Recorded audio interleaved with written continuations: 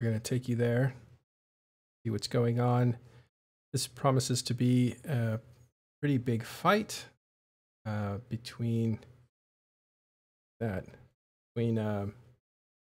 basically Snuff Initiative versus what looks like incoming would probably be, well, the defenders of the Keepstar themselves, but also help that they've called in probably from Pandemic Legion, Northern Coalition, possibly Test. We'll get to the bottom of that in a few minutes.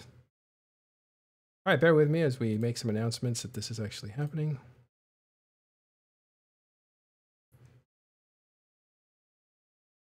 Stay tuned. If you want, you can forward ahead about 2 minutes.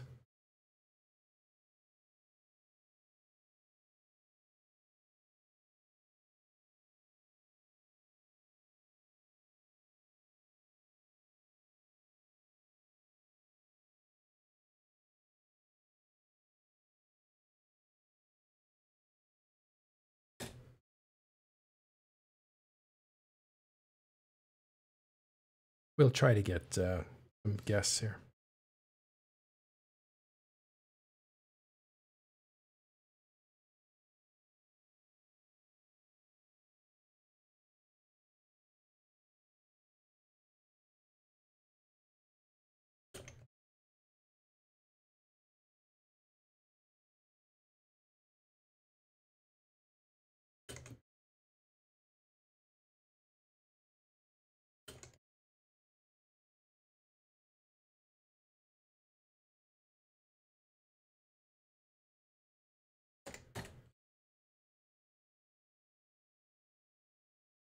We are live. We're coming out of Camal. We'll have some more information as it arises. I am Metrol, and this is Talking in Stations, podcast about EVE Online. I hope this isn't a podcast. Oh, such a good thing that this is not live. Oh, it is live. Uh-oh.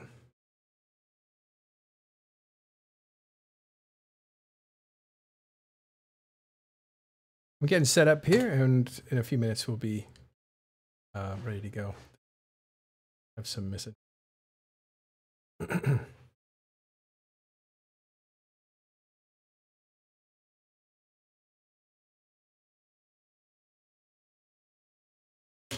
me also get in channels inside of the game.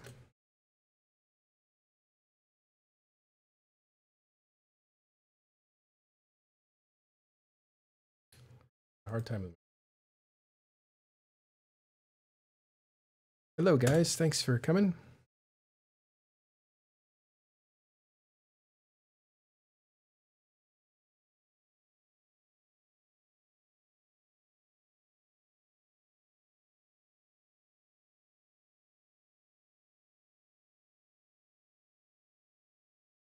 All right. Okay. Let me fix that Discord link.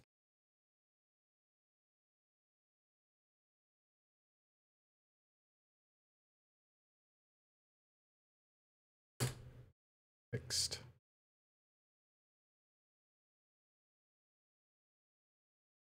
Ah, that's what happens when you move fast. Those fingers. Okay. This is going to be a big fight, guys. Let's actually get you some visuals. Coming up in just a second. Need to move this. There we go. We weren't sure if this was going to actually kick off. I'm getting more and more confident there's going to be a big fight. The Keepstar is probably going to be destroyed, although that is starting to be in doubt. What we have is an assault on a Keepstar, final timer by Snuff, an initiative, and probably some more friends. It's being defended by the group that owns it, the purple guys. And they are kind of remnants of a group called, it's on the tip of my tongue, but Wrecking Crew, which were a part of PL. The Wrecking Crew is really good at capturing. There's groups that do this. There's 3 or 4 groups that do this. They capture, they bait out and capture capital ships and destroy them. So they're very good at getting big kills. And so those guys, some of those guys are probably affiliated. Looks like there will be super capital fleets on the field, mostly from initiative. I don't know if Snuff will have that. They're a much smaller group than these big groups that are also collecting. But I think you're going to see Horde. I think you're going to see possibly people in the area. This is in the south of the map. Maybe we should show that real quick. Derelict is kind of it's a low sec heavy region, and it goes right into Curse, and Curse has always been the home of a lot of combat in EVE Online. It's also bordering on Providence, which is always a heavy and active place in EVE Online as well. But it's also null security, 0-0. And that means there's a lot of 0-0 security people, outlaws basically, that are very close to this fight and might want to participate. And they'll be coming up from the south into this low sec area. So I'll get up a map real quick as soon as the game is on. Looks like it's chugging along.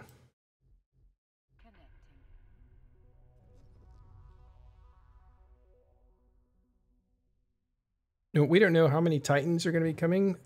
We expect there will be quite a few. And the way these fights go, essentially, is each team, let's say there are two sides, each side will have information on what the other side is bringing. And that information will evolve. And normally one group already knows they can't save something, so they'll basically say this is really not worth a huge effort. So we'll just go and try to pick off some stragglers. And that's how initially this was portrayed by the people who were trying to defend it.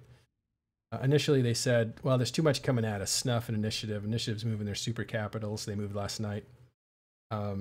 That's too much. It demands too big counterattack for us to do that, unless we combine with people in the local area that can bring big hardware too. But it looks like a lot of that information is changing rapidly. I'll get this map up. I'm still on the old map. Cool. Sorry, game's having a lot of trouble loading, even with, what is it, 30 gigs of RAM or something like that, 32. Things open that.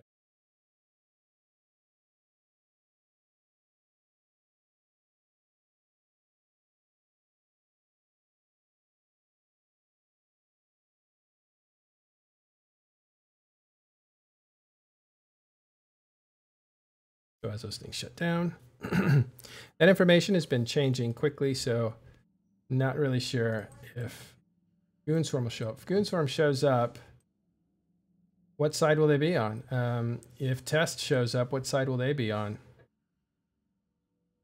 Okay, so I'm going to zoom in a little bit here. Point some things out. This is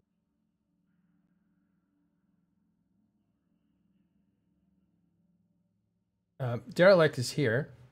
You can see it in green, surrounded. And it borders Providence, as you can see. Providence is kind of a wide open place, so there's a lot of different fighters that hang around there.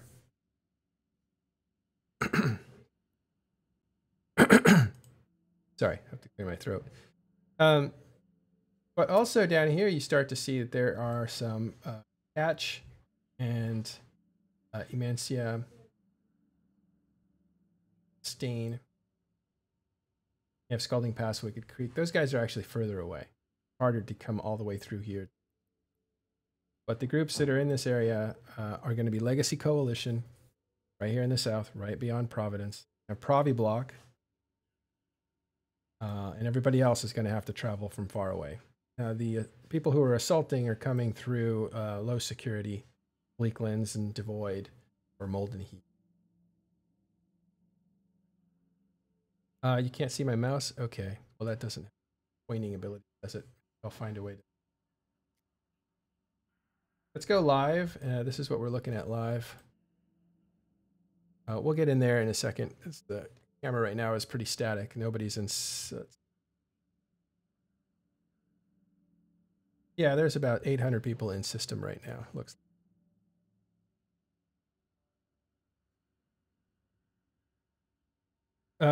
Test. It's not a sure thing that they're going to be on the defender's side, but it's likely because they have a grudge. At least Vili, the leader of Test, the military leader of Test at this time, has a grudge against, I believe, Haiwantu, who's the military leader of Snuff. Haiwantu or Snuff embarrassed Vili in a public way not too long ago when they gave assurances that they were not going to attack Test as they retreated, but they attacked him anyway. And when Vili protested, that stuff was published, making a mockery of Vili. And you don't want to do that to somebody who has the potential to strike back. And so if Vili decides to defend this Keepstar with his troops, it would have been a mistake to taunt him earlier. You know, but how big a mistake is it? This is going to be a fight that people are going to enjoy and have fun and get kill mails, stuff like that. So maybe this is all part of Snuff's design, whether they kill it or not. But if they do kill it, be a lot of loot in there, and also one less Keepstar that they worry about. This Keepstar, I'm sure, has locked them out, so it's no loss to them.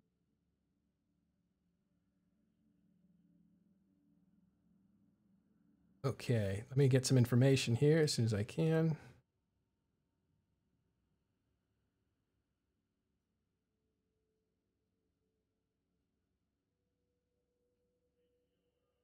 All right.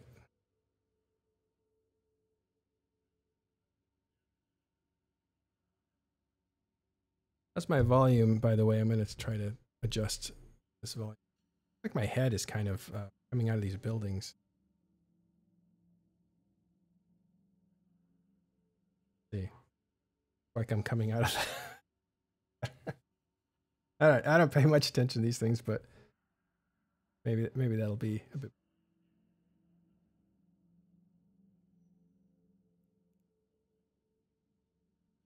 All right, pointer is not working. So.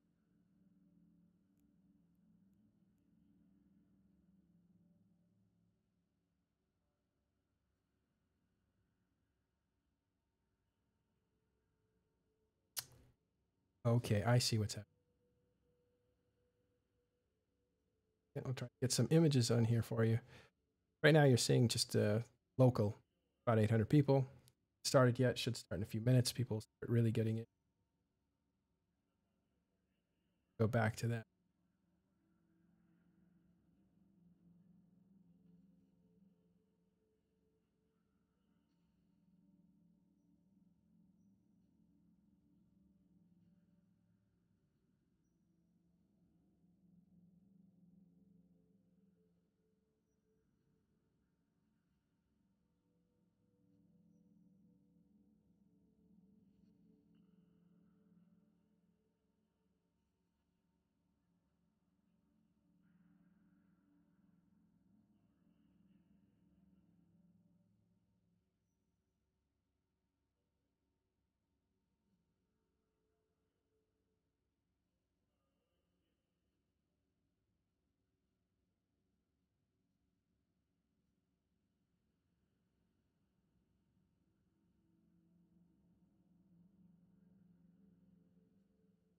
Right.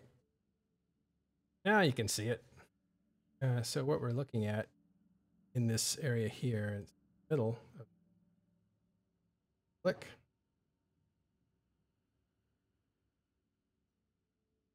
Click will fall.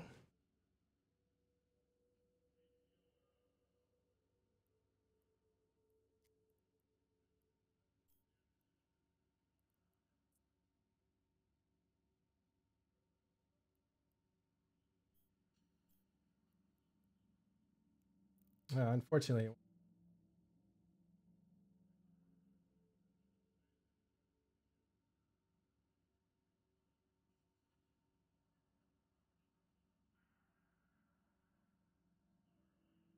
it's been. All right, if you guys are writing me on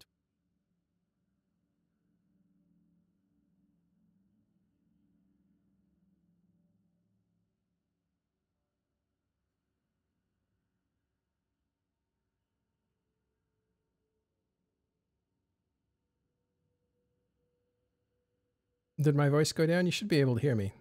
Like I can see myself registering pretty well. The mic should not be cutting out. Let me know. Give me feedback on sound. This should be loud enough. At least digitally, it's looking that way. Okay, thank you.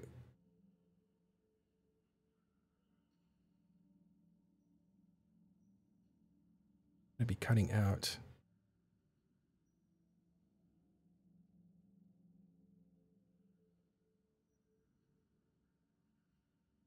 All right, let me check what's going on with sound. It should be fine. There's no reason. Okay, I'm assuming I'm all good now. I'll try to speak louder. You guys can hear me. Test is defending. That's what they said earlier today. We don't know if they'll live up to that or what kind of defense it will actually be. It might just be, you know, trying to pick off a few big ships from the people who are attacking it, or it might mean a full-blown defense to prevent its the destruction of the Keepstar. We don't know to what extent Test is going to defend, but Test looks like they're going to defend with possibly cooperation. And this will be interesting. NC. Horde. Pandemic Legion is very, very interesting. And even Fraternity. Possibly there is maybe some kind of a ceasefire with their mortal enemies right now. Fraternity, especially Origin Corporation and Fraternity. There may be some kind of agreement to protect, to have a ceasefire while all those groups protect this Keepstar from going down. If so, it's possible they can repel this offensive that's coming, this heavy-duty, intensive super capital fleet from the Initiative, along with Snuff. Now, Snuff and the Initiative are both capable groups separately. Together, they're a bit of a juggernaut.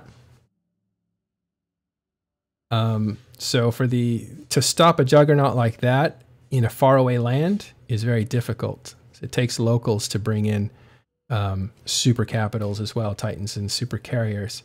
And that way you have a little bit of a balancing act, a little more risk, which makes them think twice about dropping the entire load in the first place.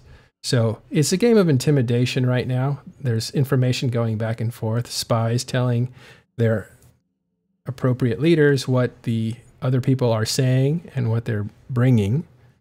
And so there's definitely a psychological aspect to Eve.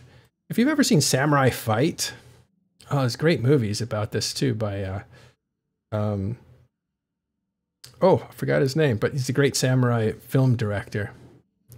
And a lot of times samurai sit there and stare at each other for days, literally hours, stretching into days, and they are psyching each other out. And then there's about 3 minutes of fighting, and then one of them's dead.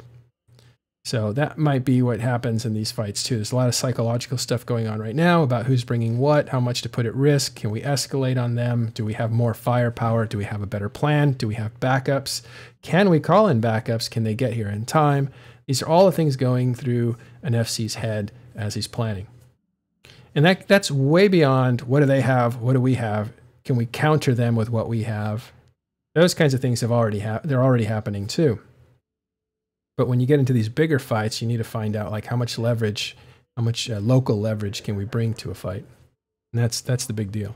So I hope that's understandable to you guys.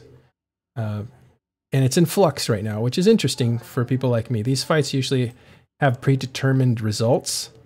What you don't know is how much it's going to cost a group when they come in and take something like this out, you know, because they're going to get picked at and stuff like that. So you don't know how much they'll lose. They might get trapped. Who knows? That's the real question, but it's usually a predetermined result. The Keepstar will be destroyed is usually the predetermined result. In this case, it was very typical in that sense. We thought, yeah, this Keepstar is going to be destroyed. It's just a matter of how much it's going to cost them to do it. But now things are starting to change as we're hearing that the groups that are agreeing to defend are starting to become, their morale's going up, and they're starting to think like, yeah, this might be a bigger deal. We just heard that there's a lot of talk going on right now. Okay, let's see if I can get some. All right, cool. I'd like to introduce my friend Apollo from Bot. He's a defensive coordinator for Brothers of Tengra. Are you able to hear me? How's it going, Apollo? It's going good, buddy. How you doing? Good. Let me adjust your mic 1 second. Good. I just introduced you as one of the leaders, a military leader for Brothers of Tengra. Are you guys involved in this one? No, we're actually staying home for this one. Really? Uh-oh. Yeah, it was just a little too far away, and I wasn't going to get home in time to get down the fight. What does that mean for prospects of defending this Keepstar?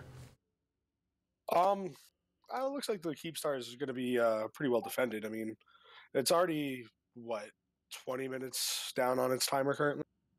So, I mean, I don't know. Yesterday I was trailing the Init fleet that was running around with 52 Titans and a bunch of Supers. So, I mean, if they commit, they commit. We'll see what happens. Yeah, so that you were saying that the timer has already started or it's ticking down? Should have started. Yeah, I was just told that the timer's already down to like 20 minutes. Down from what?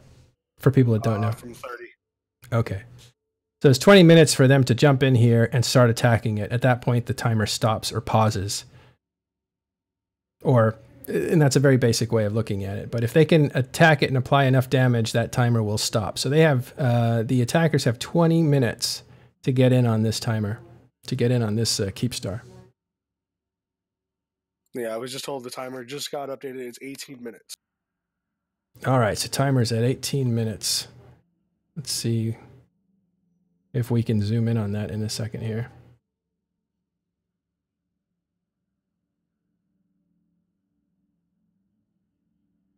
How's your computer holding up? Well, it's good. We have a few things going on. Like I'm running the actual stream. I'm importing a camera from another person, McLeod, and he's able to then, stream the game without worrying about streaming the actual content. So we're trying to divide it up. We've devised a system where we can pick up cameras from different people. So we're going to develop that even a bit better. So we can get different camera angles, and if a camera goes down, we can switch over to another camera right away. But we're trying to make it so it doesn't look so sloppy when we do it. Oh, that's very nice. Yeah, it kind of helps out the workload, and the machines don't have to I would get a second machine just to do streaming and stuff like that, but I don't know how much to put into this streaming thing. It's really a hobby at the moment. So what you're saying is you need more Patreons. Yeah, that's right. More Patreons, man. Make it happen. It's up to you guys. You guys want it? Make it happen. I'm just kidding. It's also an issue of time and space at the house and stuff like that. You know how it is.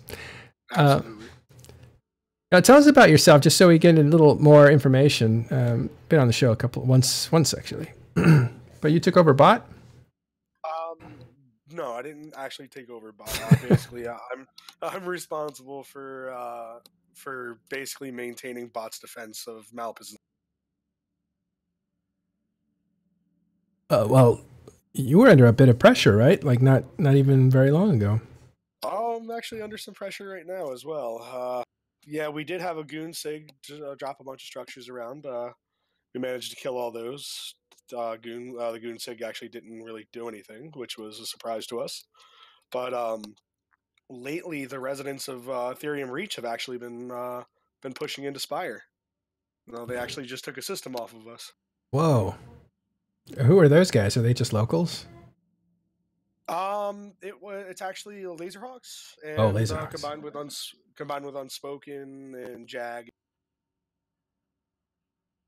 Oh wow. Okay. Well, they're capable. Yeah, they very much are, and we've been fighting them for a while now because they've been living in Ethereum Reach. They've been dropping on our oracles, killing them. We've been lucky enough to catch a few of their, and so it's really just going back and forth between us all right now. Yeah. All right. I boosted up your volume just a little bit. You don't need to talk any louder. Thank you for telling us that. Oh yeah, we're talking to Apollo 428. So that he's affiliated with Brothers of Tengra, which is a group that is a renting group. I don't know if that's the right way to say it. Is it? Yeah, that's what bot is. It's the renters that live in drone.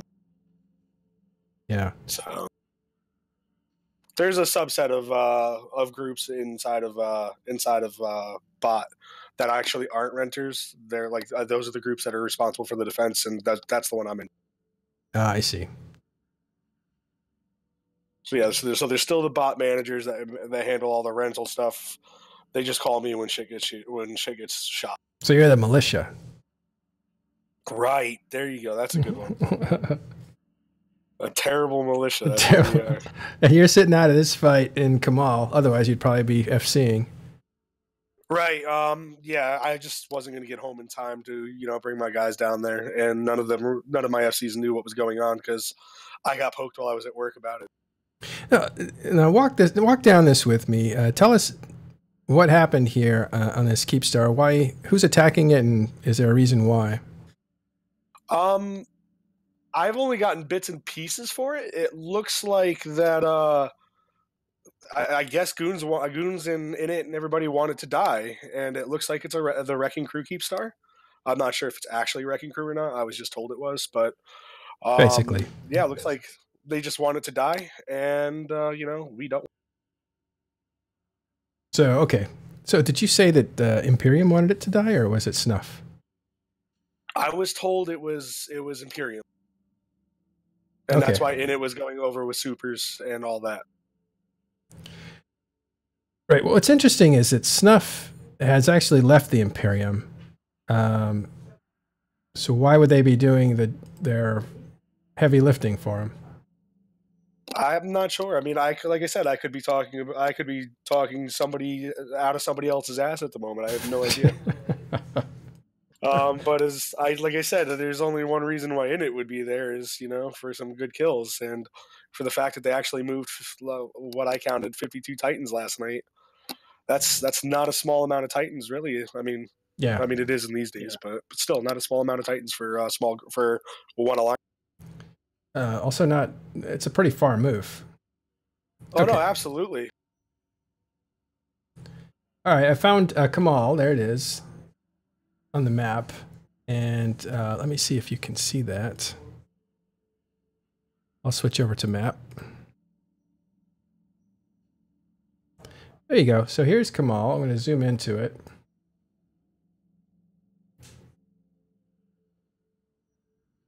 And it's so tiny. You can't see the information there, but that is where the fight is going to happen. It's in Darlic, as I said. It's near Low Sec. And according to some reports, Apollo here, he's heard, and this is super hearsay, so we don't know, that the Imperium's leaning forces, at least Snuff and Initiative, want this thing destroyed, so they went after it. And people are forming to defend it. And again, a lot of psychological warfare happens before a fight, and maybe there actually won't be a fight because the people who were going to kill it aren't going to come in and attack this thing. I actually just got a report that these guys are jumping out, and it's going to be a blue ball. What? Oh, this is a turning point. If there is no fight, this is a turning point, because it was predicted that there wouldn't be a fight because this thing was going to be destroyed. I think Vili even said that a few hours ago on Talking in Stations, the actual podcast. He said it'll probably die. In fact, he said he was sure it was going to die because the forces weren't going to be there to defend it. But it looks like there was enough enthusiasm among the defenders to basically psych out the attackers, even though they were coming down and made a long trip with super capitals.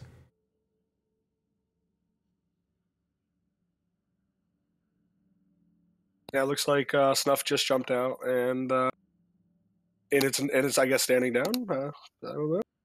Wow. Okay, that's a big change. Vili was just here. Yeah. Well, this is interesting. So I think the real story here is all the diplomacy that happened behind the scenes. between NCPL, Horde, and Test. And that's very interesting. I think the test part was the key one. I don't think anyone expected that one. Well, this is near them, so can you imagine how unlikely it would be for NCPL and Horde to take a fight near Test? If Test decided to jump in, they could sway any battle that's in their territory. It's true. I mean, I was talking to Killa yesterday about it, and he was talking about something about just whoring on it because we all assumed it was going to die. Yeah. But I guess not. No, they defended it. They defended it psychologically. That is pretty amazing. This is a turnaround. I don't know. It's dramatic for us that watch the game. A lot of these fights are, like I said, fait accompli. This one turned around before a shot was even fired. People came down to destroy this Keepstar. They were on their way. They moved their assets, which is a lot to ask because they moved from far away. And they are denied because there's too much strength mounting up to defend it. And the deciding factor was probably Vili and TEST. Because that is an encouraging... When TEST says, okay, we won't shoot Fraternity, we won't shoot Horde, we won't shoot PL, these are groups that they hate. We won't shoot those groups that we hate.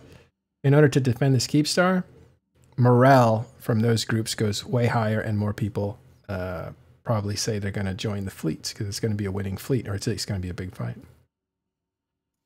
It's amazing, isn't it, what keeping your word can do? Oh, Billy, did I still leave this channel unlocked? Dude, that's amazing. This fight totally turned around. It didn't even happen. How's it going, Vili? Good day. So, tell us what happened before and up to now. Before and now? Well, like in the lead up, in the last hour or so. Well, we formed a full Munin fleet, and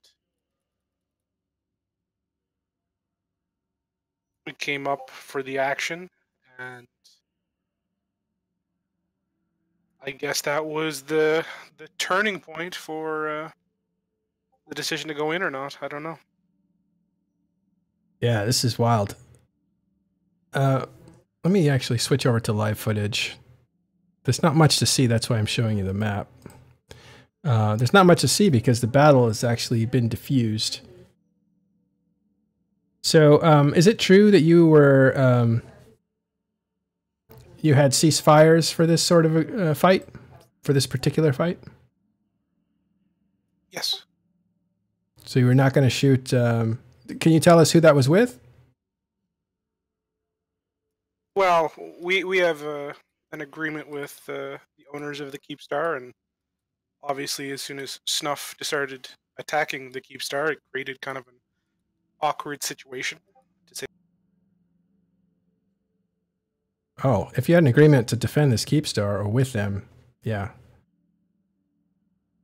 And, you know, it's always nice when people from the western side of the galaxy come to the eastern side of the galaxy and try to impose their will without talking to anyone on the eastern side and unify everyone who hates each other together to defend them. That's awesome. What you're seeing here is, if you don't understand EVE Online, what you're seeing is a display of power, and Vili kind of holds that card right now. I don't know if I'd say that. We're just one fleet among like 6 here. I know it took everything else, but you're kind of like that wild card that actually made it possible for the other groups to feel like there was a victory at hand that would raise even more troops or get them to hammer their players to get in and that sort of thing. So very interesting power play here. Fight diffused because the defenders basically said, we're not going to let this thing die. And that was not what was predicted earlier today.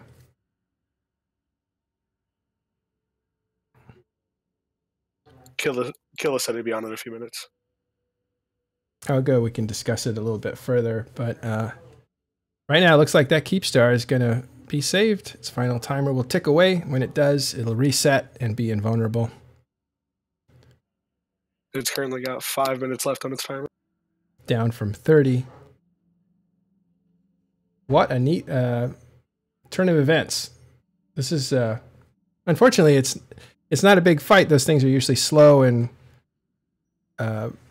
you know, not very dramatic unless they're explained to you what's going on. And this is also something that you can't see normally because there's no ships blowing up, but it's very dramatic from people who understand like what's at stake and who's moving and what kind of pressures are being applied behind the scenes. So this is kind of a diplomatic fight, and it resulted in Snuff and Initiative backing off.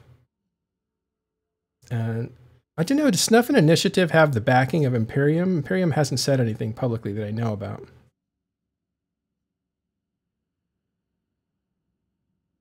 Excuse me. Well, we'll try to find out. Now, what's most interesting to me about this is that it shows how much, well, it shows how committed TEST is to their commitments, at least with the people who are in this Keepstar. There is a defense agreement with it. Because they have made peace temporarily with people they are chomping at the bit to fight, right? Winter Coalition, PL, there's some old scores there, and I think Horde as well. So that is really interesting. I wonder if this is like a sign of Snuff kind of like just basically snubbing so many people that it's come back to haunt them. I know Horde hates Snuff. Well, maybe that's too strong a term. I don't know. Let me know when that gets to 0. Again, we're looking at the Keepstar. We're not looking at the Keepstar. We're looking at... That's an awesome ship. What are we looking at? Something got destroyed here. Looking at wreckage. So check with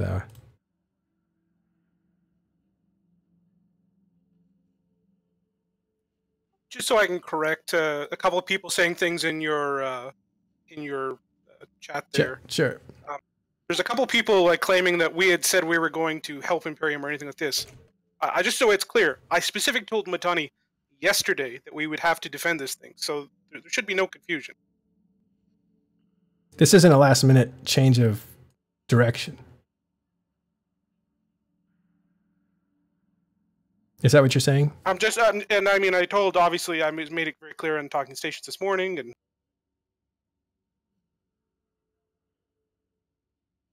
Well, do you think Imperium wanted this thing destroyed? Particularly? I mean, I'm sure they wanted the content or whatever, but... Very good. So Vili's answering people in chat who are accusing him of being, what, a backstabber or something? I don't know.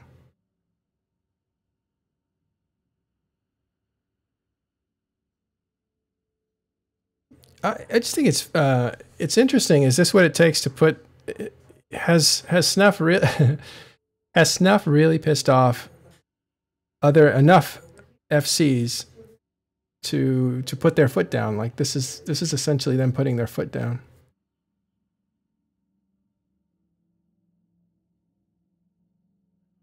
All right, McLeod, can you zoom into that Keepstar and show us that timer? Timer should be like a minute or 2 left. Yeah, I think it's about to tick away. Yep. It's about to be op success, boys.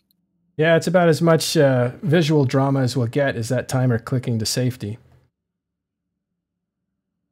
Can you zoom way in?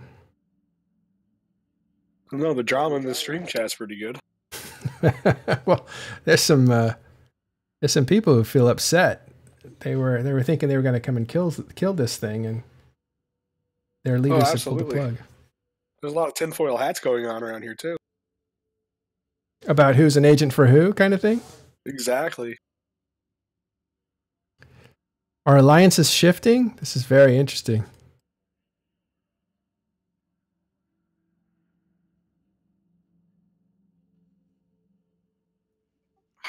I'm not really of the opinion that much is shifting, but like, if you come into my home and shit on my front doorstep and beat up my neighbor, then I don't know. This whole thing's a mess, but it is what it is. Yeah, this sounds like some pretty interesting diplomacy going on. Oh, I saw Vince pop in, but I don't know if that was. I saw him too. Yeah, I didn't know if that was the Vince. I was like, oh, he's coming to yell at me. If that was Vince, I want to hear. There it is. Come on, Vince. Come on back. I don't know if that's Vince Draken. It was. Was it Vince? Holy hell! I believe so. He must have pushed that on accident. It looked like his avatar.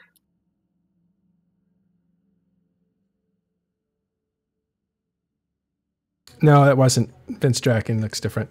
That was a different Vince. Unless he's changed. Unless he's changed. Because now there's 3 Vinces where there was only one. It looks like the Keepstar is now invulnerable. All right. That thing is safe, but I want to emphasize to all our viewers that are watching this or anybody who's curious about EVE Online that was an intense psychological shift from this Keepstar probably going to be destroyed to this Keepstar will remain here because it's in test space. It's test influence. It's sphere of influence. And that is a big change. Well, it's under the influence of both TEST and Winterco and basically everybody that lives in the East, right? It's not a specifically out.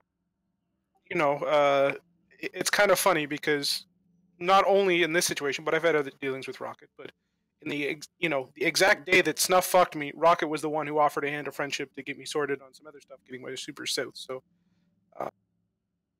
you know, sometimes it's those little things that matter far more than anything else. Oh, I didn't know that. So Rocket X, who I think he's one of the owners of this Keepstar, right? At least he was with Wrecking Crew, one of the main guys. He said he would help you out when Snuff was attacking you? Well, we came to an agreement that he held to, so. What a smart move.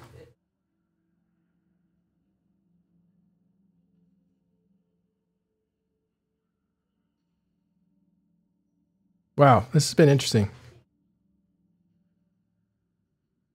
Politics. Yeah, this was a political fight. And then leveraged with, you know, this gotta hurt, right? For I think Initiative especially had to move those supers and no fight for them. By the way, Apollo, how far did they move? Do you know? Who, the Initiative's supers? Yeah. I caught them entering Placid. And so they must have come from Fountain. And they came all the way down. They went up through Caldari and Losec and shot down the border of Mimitar. Yeah, that's rough. It was easily like 4 Sinos before when I caught them. So however many it took to get to, I think it was Mirko Meeser in Placid.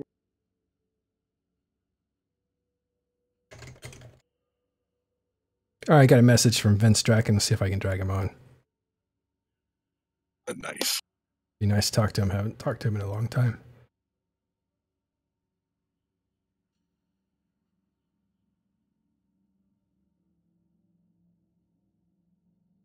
He sends a message, Vili. He says, "Thanks for the backup," with tears of joy. It's a little emoticon that's joy. Oh, Vince, nice little pot stirrer. Yeah. Anyway, so I invited him. We'll see if he comes on.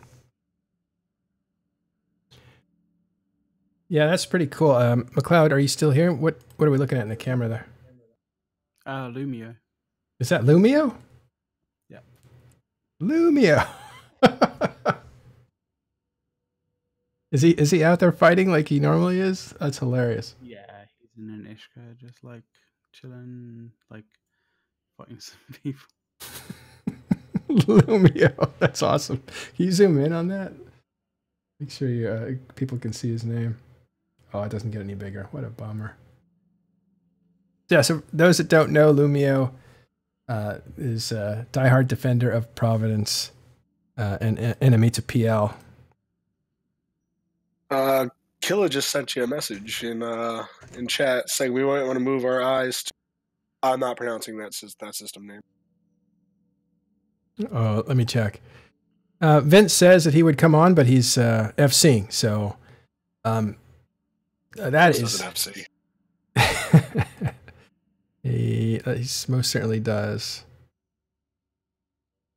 Here, I'm going to drop this in the backstage for you. Misrata, see it. Yeah. Yeah, drop it in backstage. McLeod, if you can move us to that system, there might be something going on there. We'll check it out. Okay.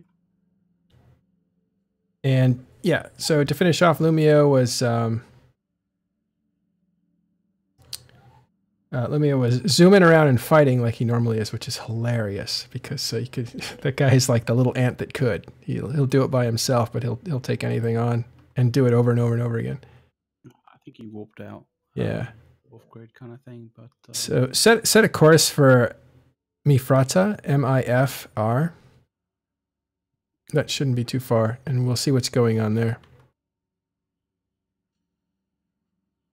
we got the classic case of a bunch of. Oh, look at that! What are we looking at there? Those are those Gilas? Gilas and Those are Gilas. I don't see the Feroxes, but well, there's some Cormac. No, anyway, those are Caldari cruisers, essentially an Angel cruiser too. Oh, Eagles. Yeah, that's a big fleet. Oh, those are Eagles, not Gilas. I don't think Gilas are PvP ships these days, are they? They used to be at one time. Thank you for correcting me. Those are Eagles. They have the same body shape as Gilas. It's just a skin difference, but also definitely a ship difference, what they can do. All right, thanks for zooming in there and showing us what's going on. All right. Okay, people sending me messages to say.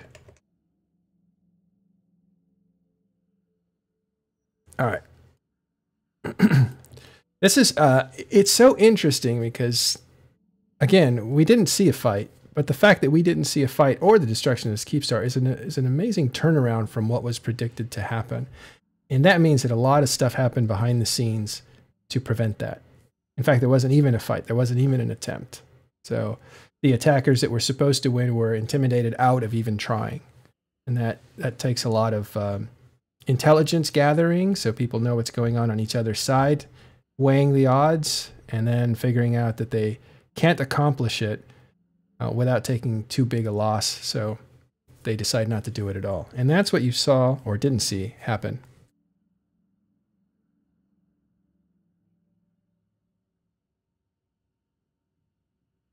And there's a lot. What's interesting here is the psychological damage that happens to each side and psychological morale boost. There's it takes a lot of work to get your guys into position, and you have to promise them a lot of action. And so when that doesn't happen, it becomes a bummer, you know, and it becomes a little less likely that they show up the next time. So you don't want to lose that credibility. You got to deliver. And so that is a hit. The people who were going to take this Keepstar took a little bit of a morale hit. And you can see there's a lot of disappointment. But, you know, Initiative has got morale in spades, so it's not like it's going to hurt them too much for too long. Although they're coming off kind of a few steps back, right? Like they tried to take on the North. That didn't go as well as they had hoped. And now they march down to try to take out this Keepstar, and that gets pushed back. So there's a few hits in a row there, and that's very interesting. I know I keep saying it, but sincerely feel that's interesting, Eve, right there. Now I don't mean that Initiative takes a morale hit, but this is a thing. This is like it's a series of drops, right? Pandemic Legion had an incredible amount of hubris, and one defeat after another, and shameful situations, whatever. Those things all take a toll, believe it or not, over a longer period of time.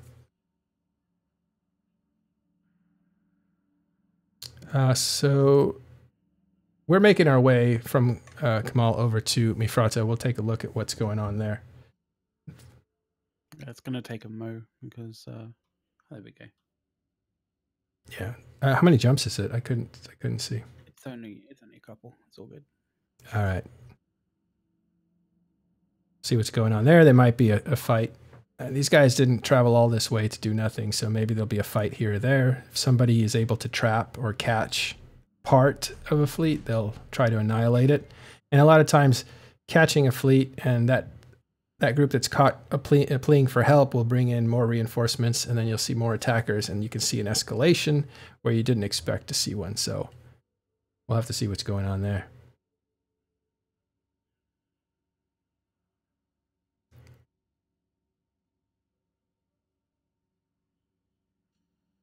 All right, so I just heard nothing's happening, so people will probably be flying away. So that may be it. It's the biggest non-fight I've seen in a little while. This is a dramatic turning of events.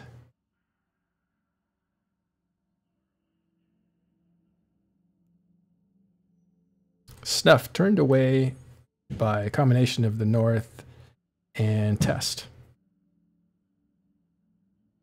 And Vili saying he was not notified or consulted at all when they attacked this Keepstar, and he's one of the groups that defends this area of space or has influence over it.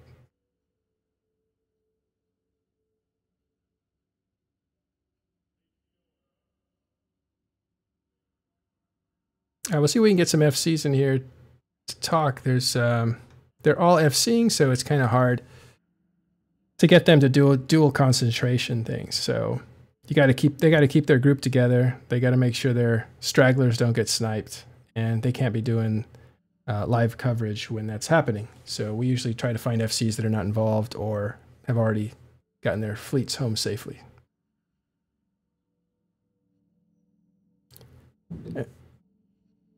I just realized I look like a floating head because I'm wearing a blue shirt that fades right into this background. So yeah, someone called that out earlier. It was pretty funny. Yeah, I'm like a floating head over the city, right? Yeah, man. Hold on, let me grab something. Hold on.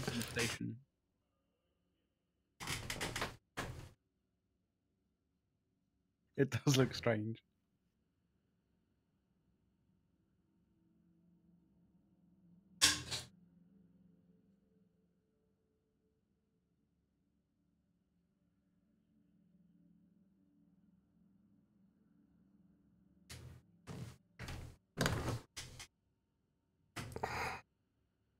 And this is why I wear a scarf. just to outline yourself. To outline my head. Nice. That way people can see I'm not a disembodied head talking. Well, anyway, so that's a bit about the fight. We'll looks like we're having graphics problems there. But how have you been, Apollo? It's been a little while. What's new? Just the usual shit, same old thing. I've been doing good. How about you, man? I realized I messaged you yesterday. I interrupted you with the evening. I'm sorry about that, bro. No, it was good. I was talking with Lady Scarlet when you wrote. Yeah, she's sitting right across from me, and you wrote me, and I forgot what you wrote, and I don't know if it's public. But for a moment, I just remember hesitating, thinking, should I show Lady Scarlet what you wrote? Or I forgot. No, don't ever do that. Don't ever do that. Yeah, I didn't, and I think I knew better than to share. I try not to share messages. That's the fastest way to get me fired. No, honestly, I don't even know what I showed. I think it was actually showing you the stream of the Innit Supers that I was. Yeah, I didn't say anything about that. Oh, I said supers appear to be on the move. Do we know about that? That's what I asked. and she didn't know if that any supers were on the move. Clearly, because she's on this, we're doing a meetup, but it wasn't just that. It was I wasn't clear on what you were talking about. I thought that supers had been dropped on somewhere, so that's what I asked. Have supers been dropped somewhere? From getting information that there's a fight going down in that system, we have eyes going. Okay, as soon as we have eyes, we'll go.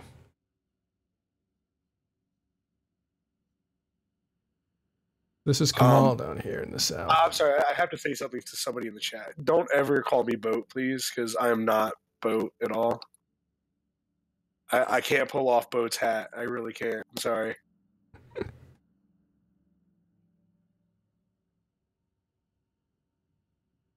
All right.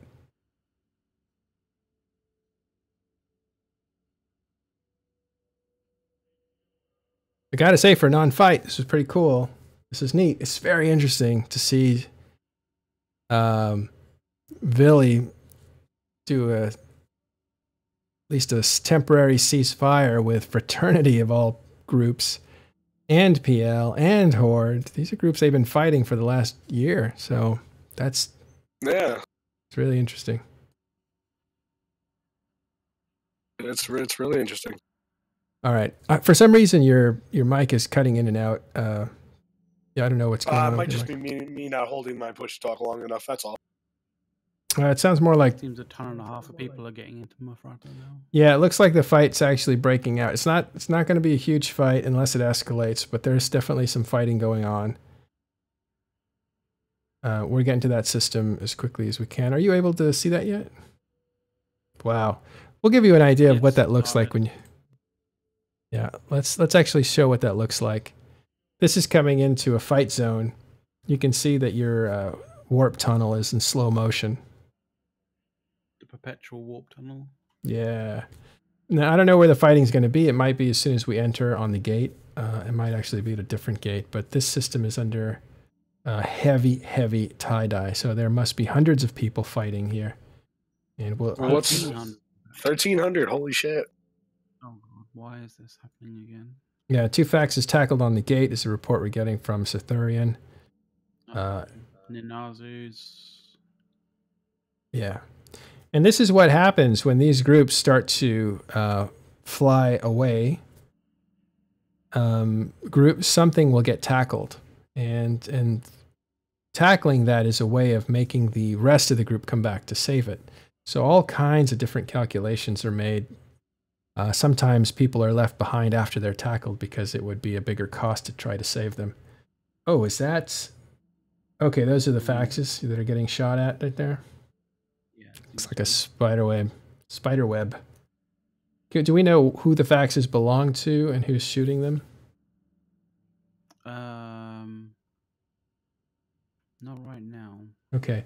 The blue that you're seeing are actually logistics. Those are repairs hitting it, so they're trying to keep it alive.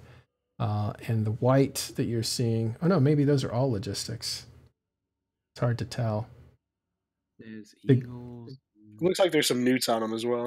Yeah, the green that you're seeing, there's a little bit of green in there. It's not much. It's kind of hidden. The green would be armor repair. The blue is shield repair. And these faxes are Kaldari faxes that use shields. So they're going to have a shield buffer tank. So they're trying to bolster that and keep that up. So the faxes belong to Fraternity. And it looks like Goon Swarm is attacking them. Now, from my understanding, I believe, and I'm not sure about this, but NC is on the way to try to get a piece of whatever fleet they can here. I don't know if they'll shoot Fraternity, but they would definitely shoot Goon Swarm and probably shoot them first, or the Imperium. It's going to be Goons first if NC shows up, and it looks like Elo actually started this fight. Oh, surprise, surprise. Did he drop those on purpose? Because he would do something that cunning. He would drop a couple of faxes as bait.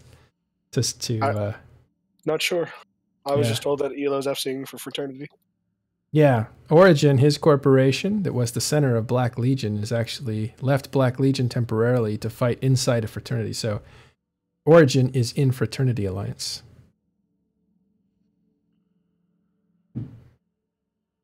Yeah, so it wouldn't surprise me if this was, and this is speculation, that those fraternity, as soon as we see them, those fraternity capital ships, which are logistic ships and have really significant tanks still, were actually bait. And it looks like Imperium or Goon Swarm is taking the bait and is trying to attack them. I don't know how much they'll commit to it, but it also looks like this could escalate if people are willing to fight. Another thing to look at is you got to remember we still have those initiative supers and titans. Yes. And even if they can't kill that Keepstar, this may be an opportunity to degrade the opponent.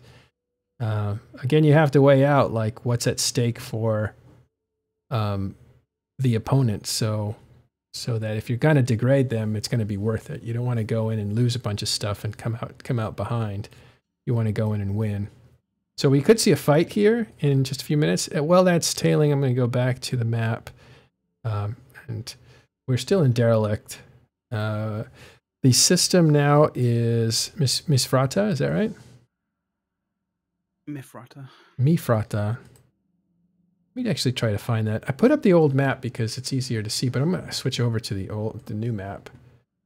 And by the way, you can use the old map still. I didn't know this. You just have to switch it on in. I'll let you know when I have a. Yeah, please do. Viewpoint again. McLeod, do you need me to move an alt there? I mean, if you want to, dude, like it wouldn't hurt. It wouldn't hurt. Here it is. Training map. Turn that on. It's brick walled at 10% tie dye again, so you know. Ugh. It is what it is. I think I have a tune about 10 jumps from there. All right. Even the map has tie-dye, just showing the system. There is a fight going on, ladies and gentlemen. It is in Derelict. It is the remnants of a fight that was supposed to happen before. That didn't happen because of diplomacy. But as people are moving away from this area, they are engaging each other. We'll see how significant that is in just a minute. I'll zoom in, I'll zoom out a little bit so we can see that it's in Lower Derelict, which is not far from Camal. So Camal is right here. I'm into Camal.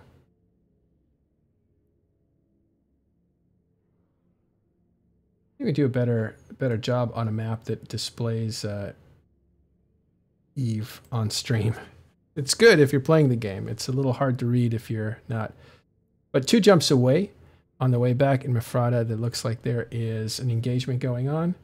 We'll actually switch our filter so that we can see jumps in the last hour. And we have, in the last hour, 3,800 jumps into there. So there's some. What is local at? Do we have a reading on that yet? I believe it was at 1,300. Yeah, it was around the 1,300, 1,400 mark. Yeah, and that might grow if people jump into for this fight. So we'll see. Okay, so we're at 2,000. That's a lot of people. That's why things are moving slow. We're showing you the map. We're going to show you the footage in a minute, but we want to break through the lag first. That's a lot of jumps, and I mean that's a lot of people in there. 2,000 people in there. So if these guys are pinned down, it's going to be a fight. If they can escape and extract, it'll diffuse itself very quickly. But it's likely there will be some exchanges. Just don't know how deep it'll go. And what would be surprising is if it became a full-scale escalation with super capital ships. It would be very surprising. There's nothing at stake here, so you're not gonna take out a Keepstar. You don't want to lose big assets in a fight that's just you know, for nothing. God, how great would this be if this was the next BTAC-R? It's always possible. That's what's exciting about any time you have forces that have amassed in big numbers. It's always a possibility. A lot of times, I would say most of the time, you know it's not going to be a big fight because the ingredients to a big fight aren't there yet. But imagine that we're weathermen and we're looking at stuff that you can't see very well and we're saying, yeah, it looks like there are dark clouds out there, but there's really not going to be a storm. They're going to break up and the jet stream's going to come in and take everything out or whatever. And the point is that we're looking at things in a different way than are clearly visible to everybody else. And the reverse is true too. When it looks like there's relatively clear skies, we would say like there's some heavy duty storms coming through. And so you might want to make plans, you know, it's going to be hard rain and hail in the next 3 days. And you're looking up saying, well, it doesn't look like it's going to be, but it's because we're seeing how things are coming together. And right now we had a lot of people coming together, a lot of hardware coming together over a Keepstar fight. Now, the people who were going to destroy that Keepstar decided not to take that fight, but on their way out, maybe they want to try to catch a few people on their way out from the other side. And so this is where you have Fraternity with Elo Knight, famous FC, and Origin, his corporation, inside of Fraternity Alliance, possibly trying to bait Goonswarm and the Imperium's fleet into sticking around to fight a little bit, and you might see other groups join in that fight. Now, whatever's happening, it's big. There's 2,000 people in a system, 2,000 players. So something's going on in there. We don't know if it's going to escalate to even bigger. But there are thousands of people in this area ready to fight, and there might be an opportunity to see that. So that's how this sort of thing works. Okay, so are we still spinning? We are, unfortunately, right now. Yeah. Okay. Local looks like it's jumped up to 2,300. That's a big fight. I don't know if they're actually engaging one another. We're trying to get a camera in there as quickly as possible. It sounds like there's engagements, from what I'm understanding. It sounds like Elo's calling for more shield trio. Or shield facts, sorry. Yeah. What we saw earlier was the facts were actually being repaired by little ships around them, little logistic ships around them, and that can't keep up with a large amount of firepower.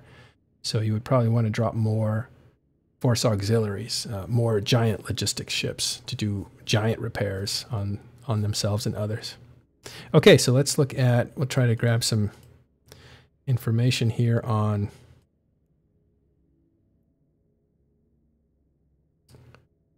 the kill boards. So in Misrata we have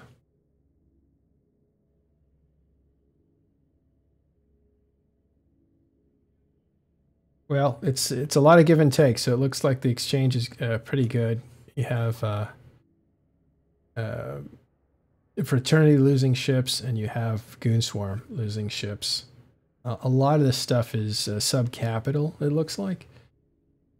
So nothing big yet. Doesn't look like the faxes have gone down yet. Yeah.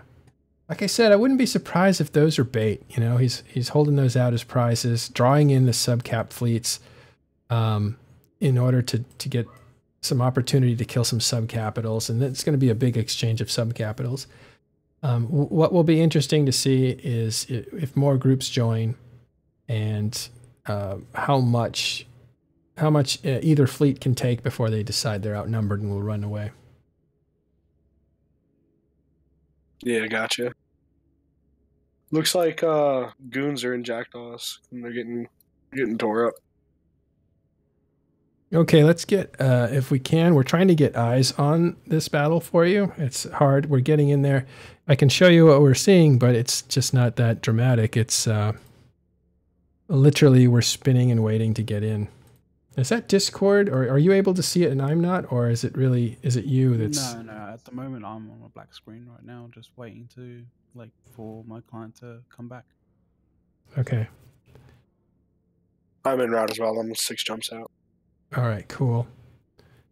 Let me set you up with a camera link to me so that we can. So apparently, according to some people in chat, it's all started when someone booshed 3 fleets off a gate with a single boosh. Lol. Wow. But it's jackdaws versus eagles, and yeah, it's brick wall 10% tie dye. So there's loads of odd stuff going on right now. So right now, this is Goons versus Fraternity. It's about 2,300 people in. That's huge numbers. My God, that's huge numbers. That was. This would be like a cataclysmic fight.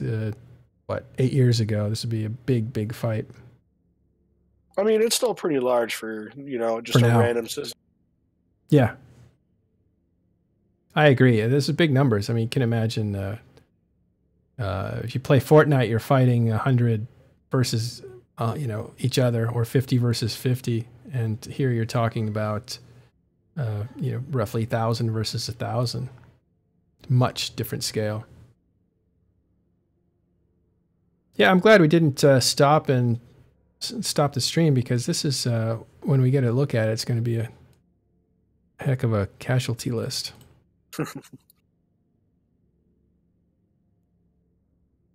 I'm debating if I want to go in potato mode or not. Well, hopefully in summer, when the 64-bit client hits and is available to all EVE players, this is going to be much less of a problem. In fact, the client stability will be a lot better than it is now. One of the major problems with these fights right now is that our clients are limited to 4 gigabytes, which is just not enough when you get into huge fights like this, especially with graphics pumped up. That's why the fights that we have seen in the big fights that we've seen in EVE have always been in potato mode, or really low graphics. Everything looks like a potato. And that's because we have to do that in order to preserve the RAM that's being taken up by all the volume of things that's happening out there. But once our clients can go up to 10 gigabytes or 8 gigabytes, twice as much as before, that's going to become less of a problem. I hope it's 10. Well, we had clients going up to 10 and almost up to over 10, actually. Over 10 gigabytes of visual information on their client. But CCP said that was not what they had intended. So I have a feeling they're going to try to gate it at 8 or less than 10. They don't want to tax people's systems that much. But I think people are, have 30 gigs of RAM on their machines these days. 32, 36. Without a camera, there's not much to see, so we'll just have to describe it to you, which, is suboptimal. So we'll see what we can get. All right, I'm 3 jumps out and I just hit 10% tie-dye. Okay. Yeah, tie-dye these days doesn't really hit until you're pretty much in it. Oh, well, I'm 3 jumps out.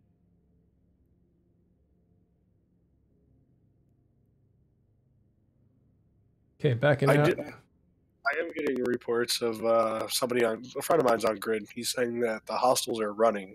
Now, I do believe that would be goons. Well, it wouldn't surprise me. There's too much firepower around here. I don't think they're going to get what they want out of this fight. So I think it's a matter of time before they run. Yeah, goons are warping out, it says. So they're trying to bail. We'll try to get some pictures in there. Again, super heavy tie-dye. Clients are just not working. Ooh, black screen. Yep. Welcome to my life. Thanks, Don. Don's informing us that NC is only shooting goons at the moment. That makes a lot of sense. That's their primary enemy. And the reverse is true too. Local at 2400. Thank you for the reports, guys. We're able to at least say out loud what's going on. Again, we're looking at a big fight. There's 2,400 people in one system, in one solar system. And a few of them are fighting now, or maybe all of them are fighting.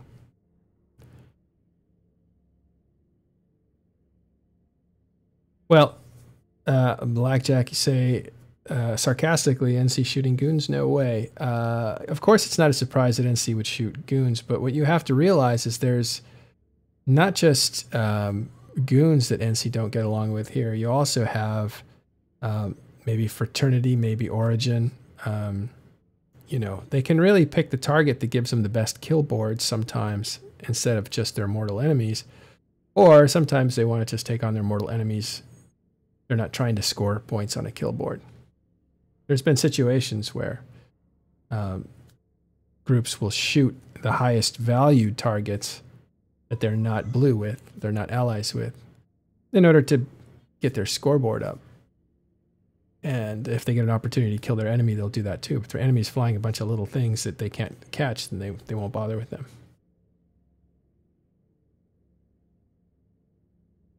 What we're looking at in this fight here is Fraternity, essentially, and goons, basically, Goon Swarm. So Winter Coalition versus Imperium, basically. And Pandemic Horde has entered the grid. I believe NC entered the grid as well a few minutes ago.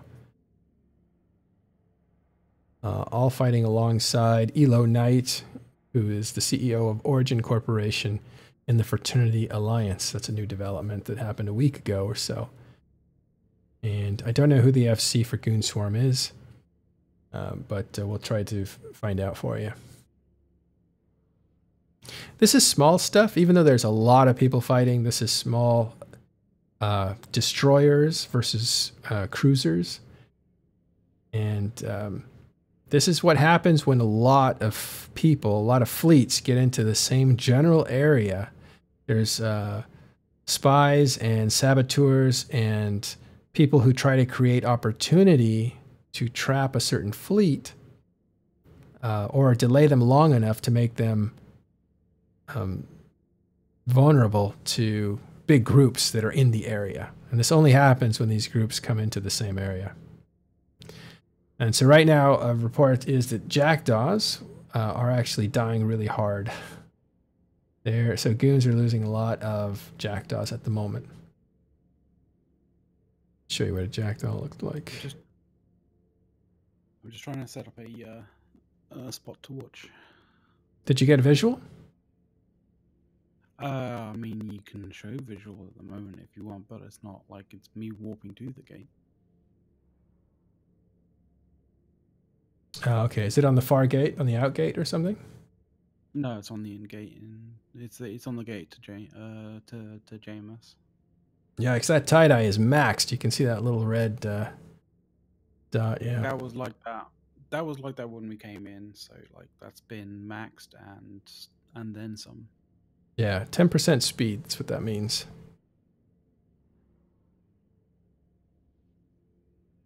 All right. Thanks to this. All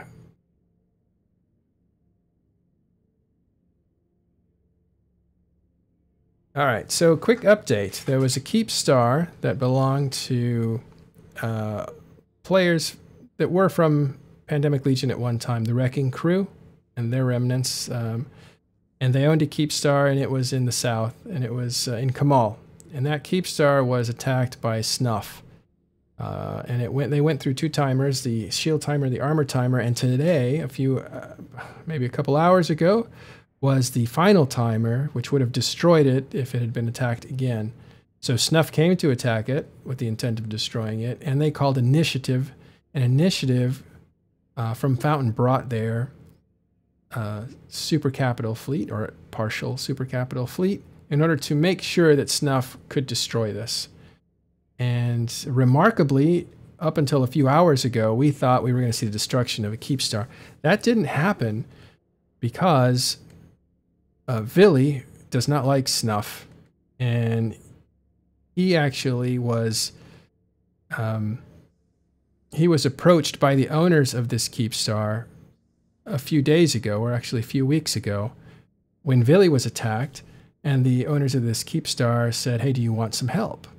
And they made some kind of agreement or friendship, and so Vili, the leader of TEST, has thrown into the defense of this Keepstar because these are people who volunteered to help him when he was betrayed by Snuff. So the point is, and there we go, we're finally getting some visuals for you. This is the web of logistics that's happening with, it looks like they've killed at least one Galente logistics ship there. Report is there's 2 faxes down. Yeah, okay. Those are capital ships. They're huge. Okay, but what I was saying was that Vili joined with Fraternity and Horde and PL and NC, which is unlikely, in order to defend this Keepstar.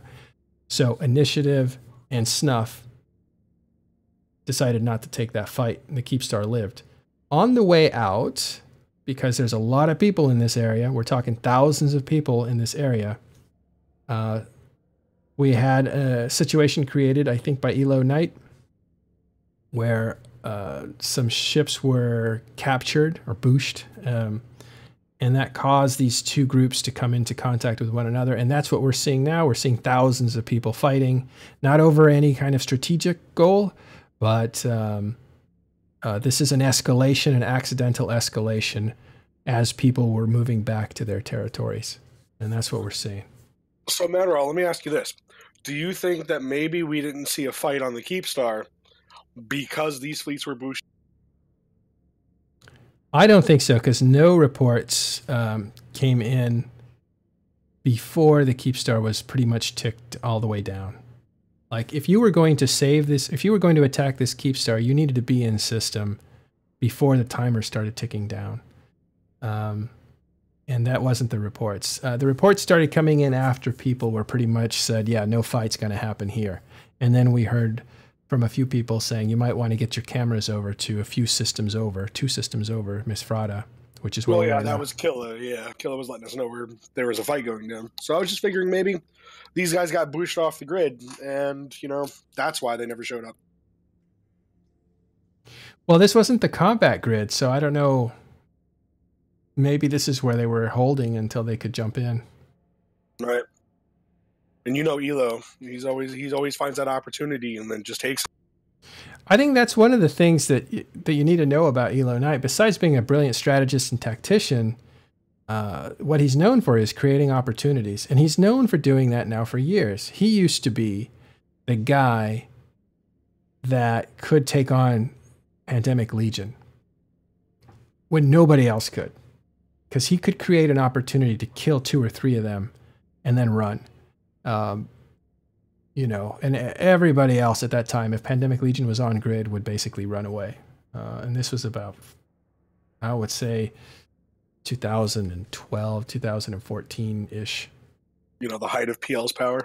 Yes, PL was they weren't big, but they were incredibly powerful because capital ships were still, there's for many reasons. They were just good at everything at the time, and they could escalate very quickly with a lot. In some sense, a lot of people want to be what PL was at a certain point. Okay, so we're getting some information from Don Bastion here. Thank you.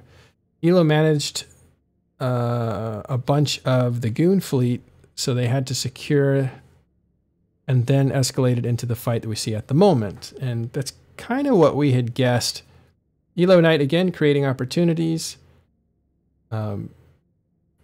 Essentially captured a section of a fleet, causing the rest of the fleet to come rescue its fleet mates. And in doing so, getting them committed to a bigger fight than they wanted to be committed to. And that's Bleezy just asked a pretty good question in the chat. I'm not sure if you want to take that question on. That is a pretty good one. Ask it. What?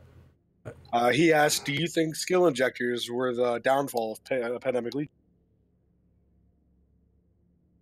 Well, yes and no. There's too many factors to really say why Pandemic Legion isn't as powerful as they were before. I would say the ability for people to build a lot easier is a big one, because the advantage of having Titans has, that bottleneck is just gone. So now groups that have a lot of players can actually have a lot of players with big assets. Before, there was a bottleneck. You had to own sovereignty. You had to put up a pause. It took a month, and you had to defend it. And at that time, a lot of your enemy could travel very quickly with their assets. And so there was a massive suppression of people being able to get into the club of capital ships. But once they opened up building to structures and an unlimited amount, that became a different thing. Yeah, I think so. That's actually pretty good. Yeah. I think skill injectors helped, right? But you could always buy a character. And that's why you could look online and there was a bazaar for characters. Looks like that fax is being destroyed. You can see the little explosions erupting on its side. And so you get another one sinoing in? Yeah, you get one sinoing in. There you go. That's one coming in and one going out. Minakawa, it looks like. Yeah, Caldari. Yeah, there it goes. That ship is destroying.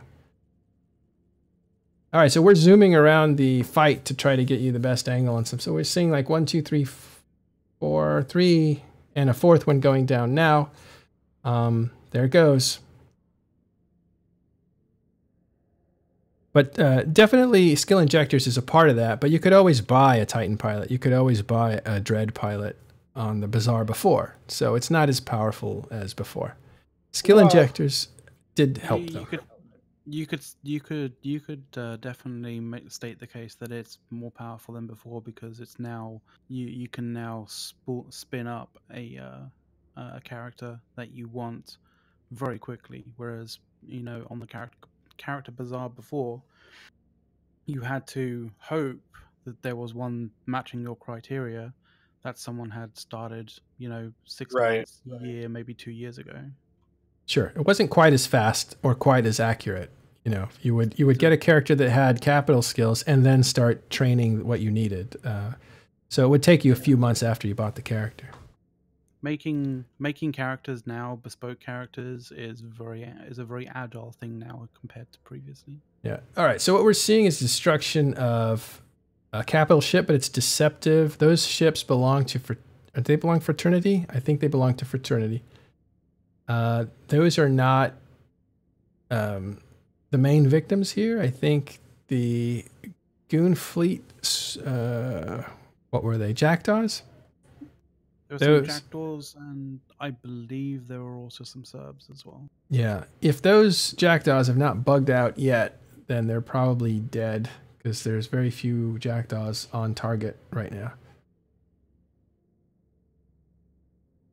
So it looks like Goon Swarm is bailing on this fight. There's too much firepower here.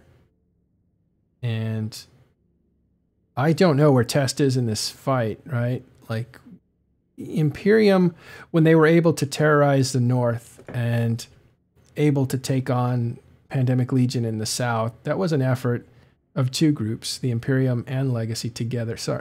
Legacy together, the Imperial Legacy.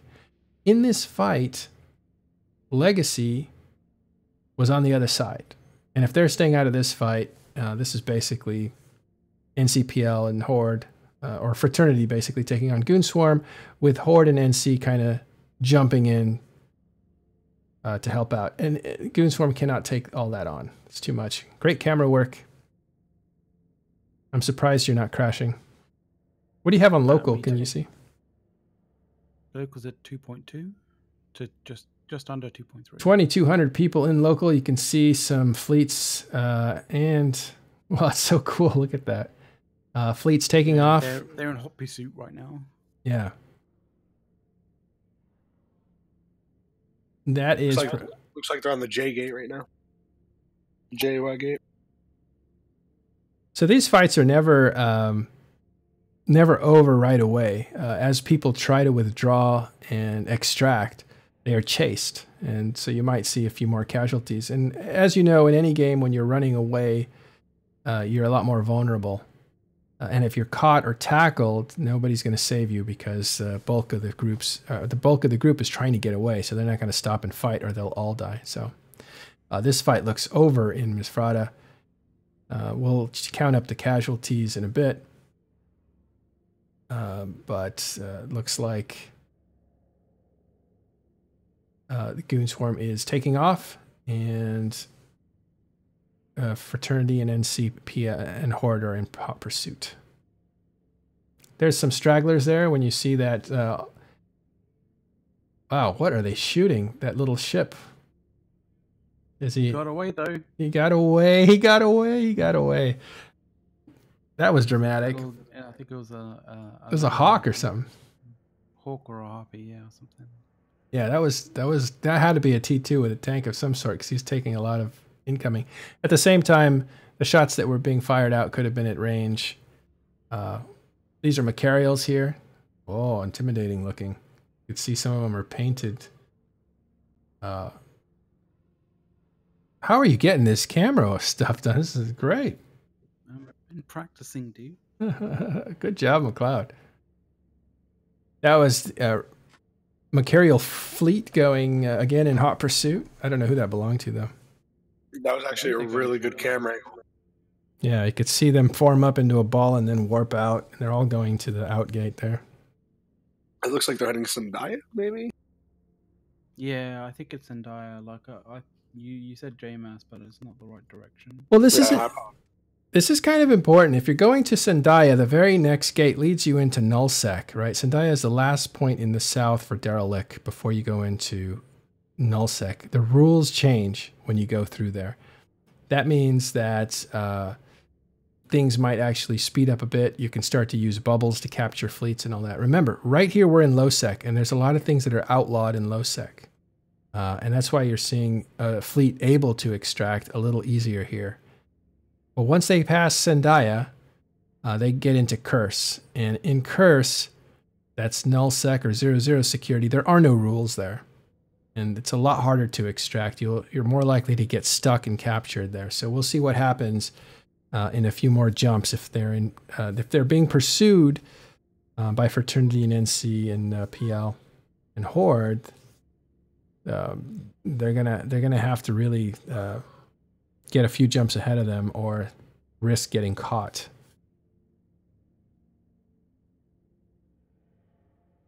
We're trying to get our camera up to speed without getting it killed, thanks to McLeod there.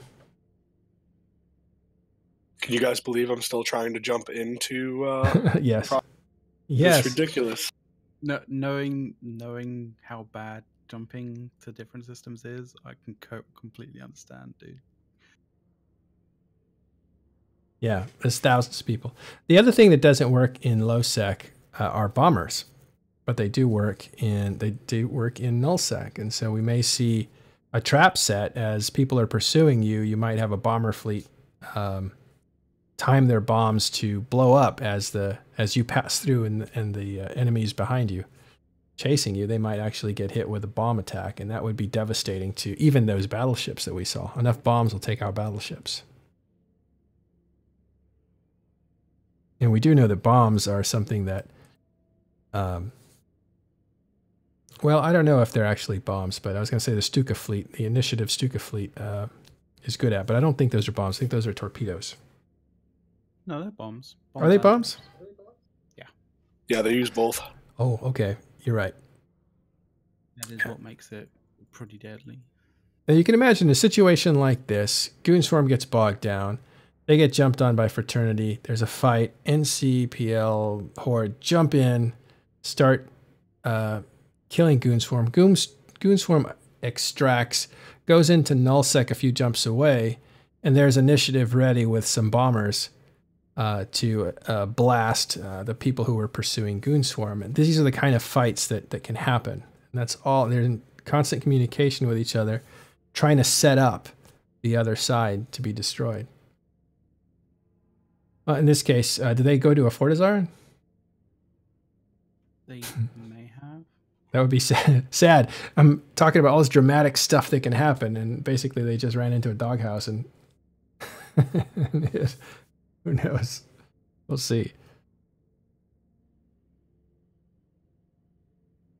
There we go. We're trying to get you an assessment of what's going on in there. You guys are helping us out by telling us what's going on there. We have thousands of people in these systems that are all near each other, and there has been some conflict. We don't know how deadly it's been, except there's a few capital ships lost and a ton of sub-capital ships. There's also disconnects to worry about because these clients still are 32-bit, so clients get disconnected, and as people reconnect, they will be warped to the point where they were disconnected. And a lot of times, your group is bailed, and when you reconnect, you come back to a lot of sharks in the water without any boat there to pull you out. So, okay, looks like NC is probably going to wrap it up. NC's Macarial fleet just Is that NC right there? rocks up. Calcif. I don't know. No, it's Fuse. I think. Wasn't NC and Eagles? Yeah, I don't think we've been in Macarials for a while, so. No, it's View. It's like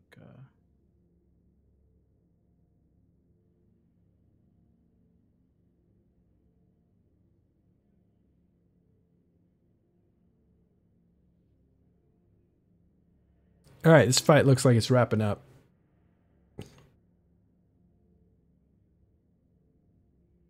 Yeah, NC we're in Eagles.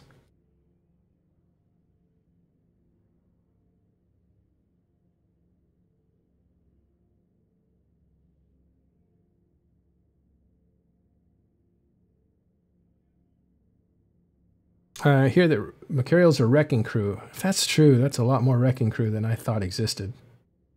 Yeah. I'm looking at the kill boards right now. A lot of that is wrecking crew. How big is wrecking crew? it's a mixture of people. Yeah, it can't be wrecking crew. Wrecking crew's not that big. That's a lot of Macarials. Well, it's a mix of people, but I mean, there's a lot of waffles and Macarials. There's a lot of We Form Volta, Purple Helmeted Warriors were into Macarials. Okay, so that's okay. I got have an idea for there. Oh, it's great camera work, man. This is when we get this in high graphics, it's going to be amazing. These fleets are going home. Battle's over for them. These are NC Eagles. Is that what they are? Yes. Yeah, this is Northern Coalition passing over our head here. You can see their logistic ships. I don't know how true this is, but I was just told that goons are trying to dock in a free port, which they were just denied access. Oh, dang. And again, this is all just the info that's coming to me, but it looks like that somebody's dropping a bunch of dreads. We're still watching Eagles withdraw. It looks like they're on their way home. We have information there might be more action if Goonswarm is locked out. Did they perhaps go to it because it said Freeport? That would be. I'm trying to get more information. I feel their pain.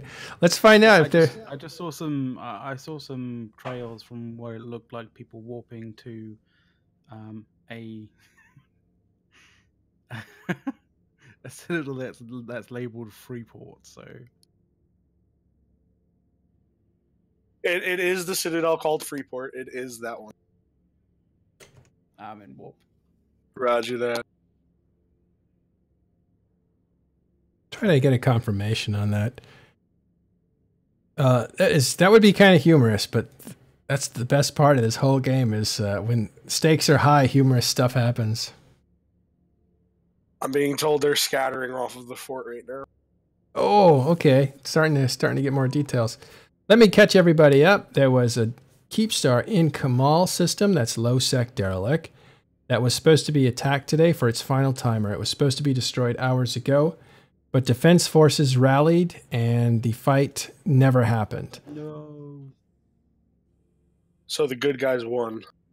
I never say good guys or bad guys because depends on. I'm allowed to. All right, but not here. You're a commentator here. Oh, okay, I'm sorry. So here you have the fight that never happened, and as these groups that formed up because they all formed and we all thought it was going to be destroyed, on their way home they have intermingled and tangled. Whoa, the wrecking crew materials just flew by. Yeah, that makes me. That can. Wow, they're flying right by you, huh? Get out of there. Don't lose the camera ship. That's amazing. I gotta mark that. That was beautiful. Yeah, so what you're seeing now is the remnants of that. We have thousands of people fighting. It looks like Goonswarm is now retreating. Those are the dreads that have dropped on Goonswarm's fleet that was not able to dock in this structure, so they are vulnerable, stuck in space. I'm told some of them were managed. Well, some of them did manage to dock before their access was. Okay, so I don't know if that was a clerical error, but Yeah, I don't know either. oh, something's Was it getting worked. situation where- The dread's firing on that little ship. I don't know what that is. Oh, we didn't see it.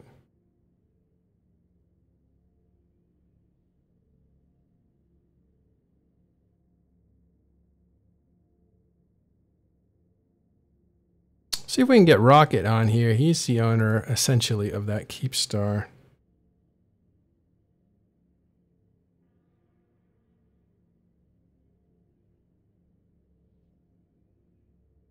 See what actually happened. I'm still trying to jump into system.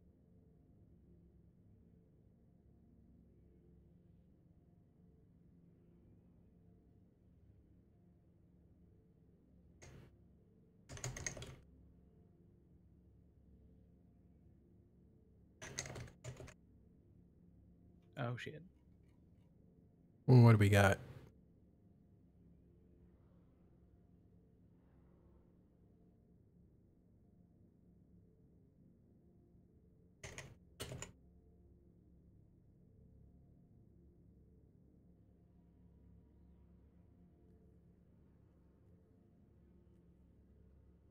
Oh, okay, so Rocket X, who's essentially...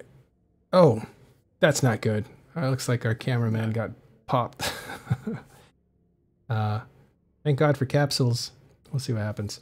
Goodies, or friends, don't shoot us. Yeah.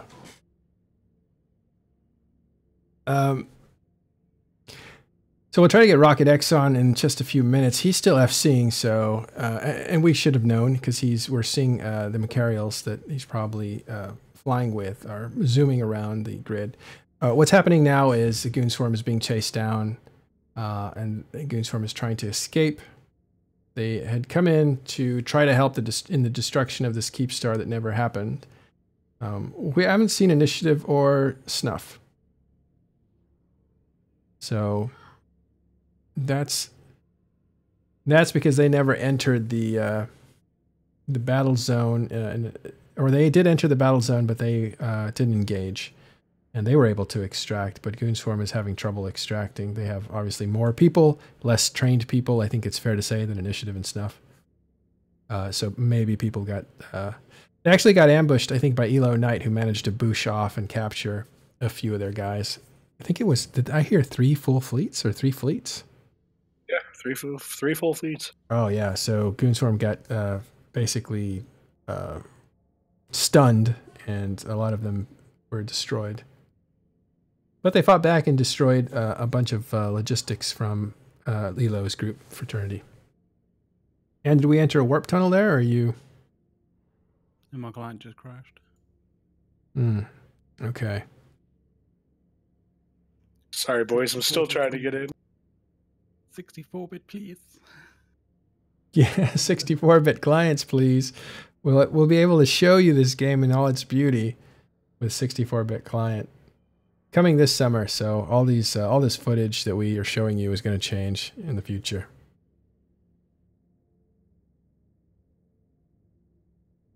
All right, so Horde is in pursuit of... Leto as well.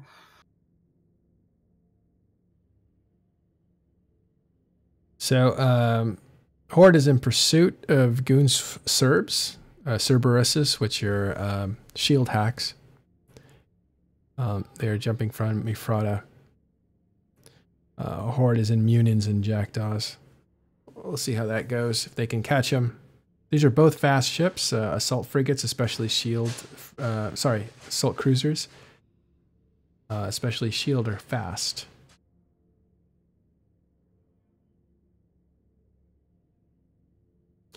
I actually have to do real life in a few minutes, so we'll just go as long as we can.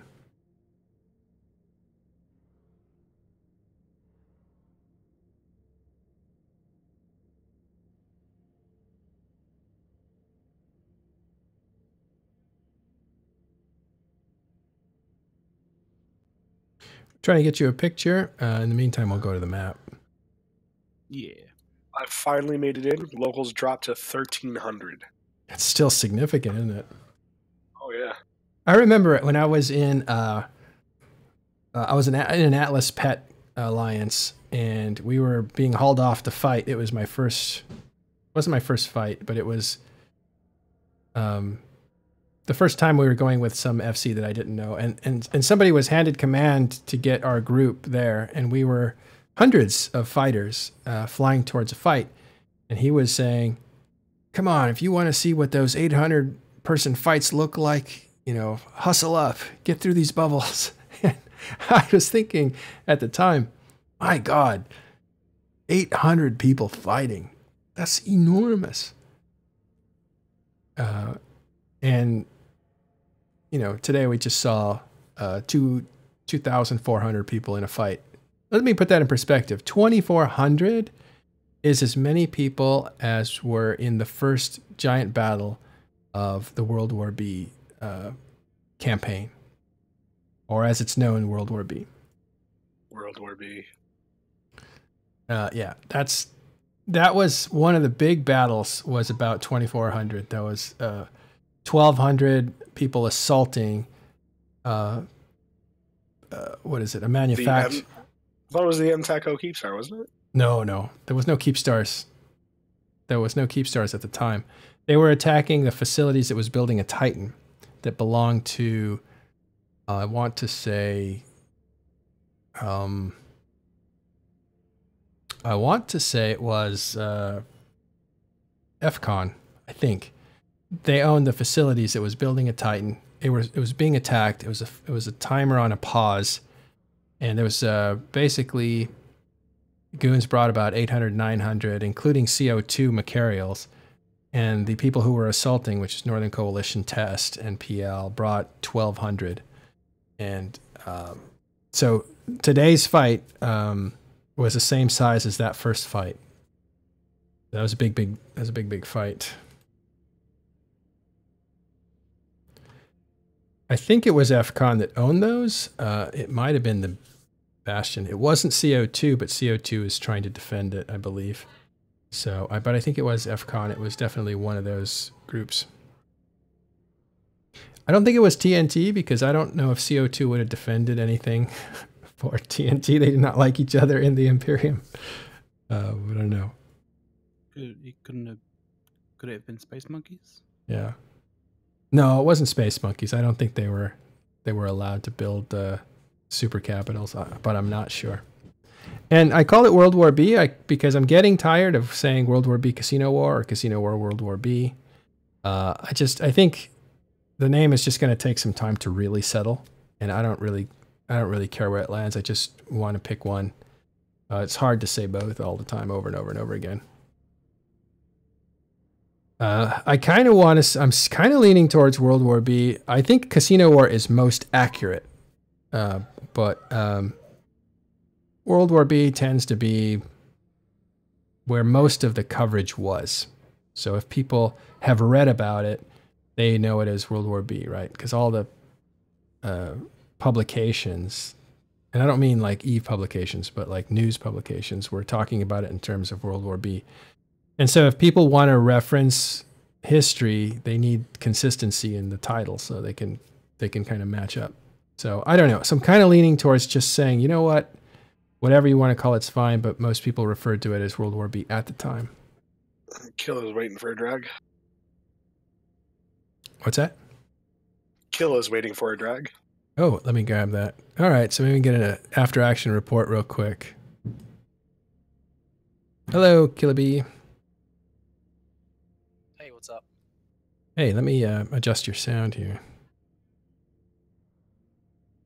What's up, Killa? You having fun? Yeah. Yeah, it was not bad, not bad. What happened, man? We ended up getting a fight there, which was nice.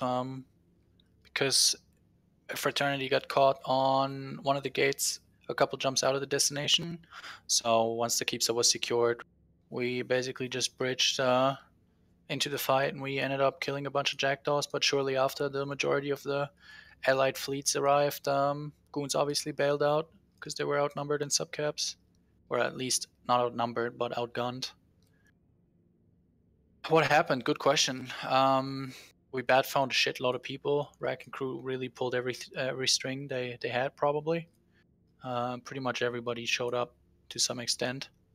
Even Winterco. And like you said earlier, I tuned into the show a bit earlier while we were sitting on that in-gate, waiting for goons to make their move. And you said that, Test obviously played a big role in the turn of the power. And I feel like while, I appreciate Vili's humbleness, where he said, we're just one of 6 fleets here. That's true, but obviously, it caused a lot of confusion. Like when I told my fleet, by the way, because Test jumped in and everybody was like, oh yeah, we're gonna fight. It's like, nah, guys, Tests are friendly for today. Everybody was like, what the fuck's going on? It was pretty hilarious. So I'm assuming it kind of did the same thing on the other side. And I have some sources within Test that are also saying right now that the Alliance Discord is apparently pretty fuming. Looks like a lot of the Test line members aren't very happy with the decision to work with us, and yeah, we'll see what that does. I guess I don't think it'll do anything, but yeah. Yeah. So yeah, we just formed basically subcap number wise. We were pretty even-ish, but for some reason Goons decided to form only one real fleet, which was a Serb fleet, and then they brought 2 Jackdaw fleets, a Harpy fleet, and a Ewar frigate fleet. So obviously, Jackdaws are a very strong ship. But if you're showing up to a strategic timer like this, you want to bring as many beefy doctrines as possible, and Jackdaws definitely aren't very beefy. So Goons had 4 full subcapped fleet plus a 5th fleet. In it had a 190 man Abaddon fleet, and Snuff had all their Titan supers and carriers, as well as the Init super fleet. But difference was that the majority of their subcaps was rather weak. They had Serbs and Abaddons. Those were the only real 2 strong, beefy subcap fleets that they had, and Serbs aren't exactly beefy either necessarily. Whereas our side, we had 2 full Eagle. We had like almost 3 full Eagle fleets. We had NC, PL, and Fraternity and Eagles. We had Wreck and Crew and a Macarial fleet with 140 Macarials. We had Horde and a full Munin fleet. We had a Horde and 100-man Jackdaw fleet, and a couple more. So we just had a lot stronger subcap fleet setup. One sec, I'm just gotta get my fleet some commands. Still FCing.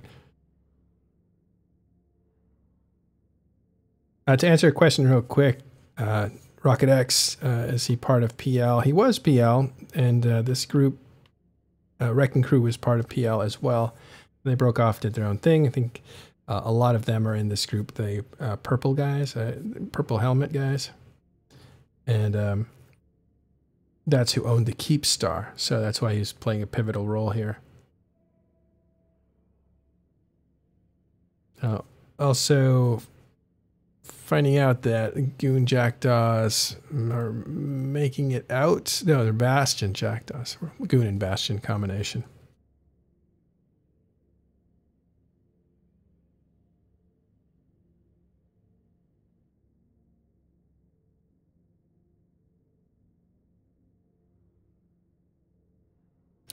Yeah. It's confusing because a lot of these guys are former PL, and they've kind of done their own thing.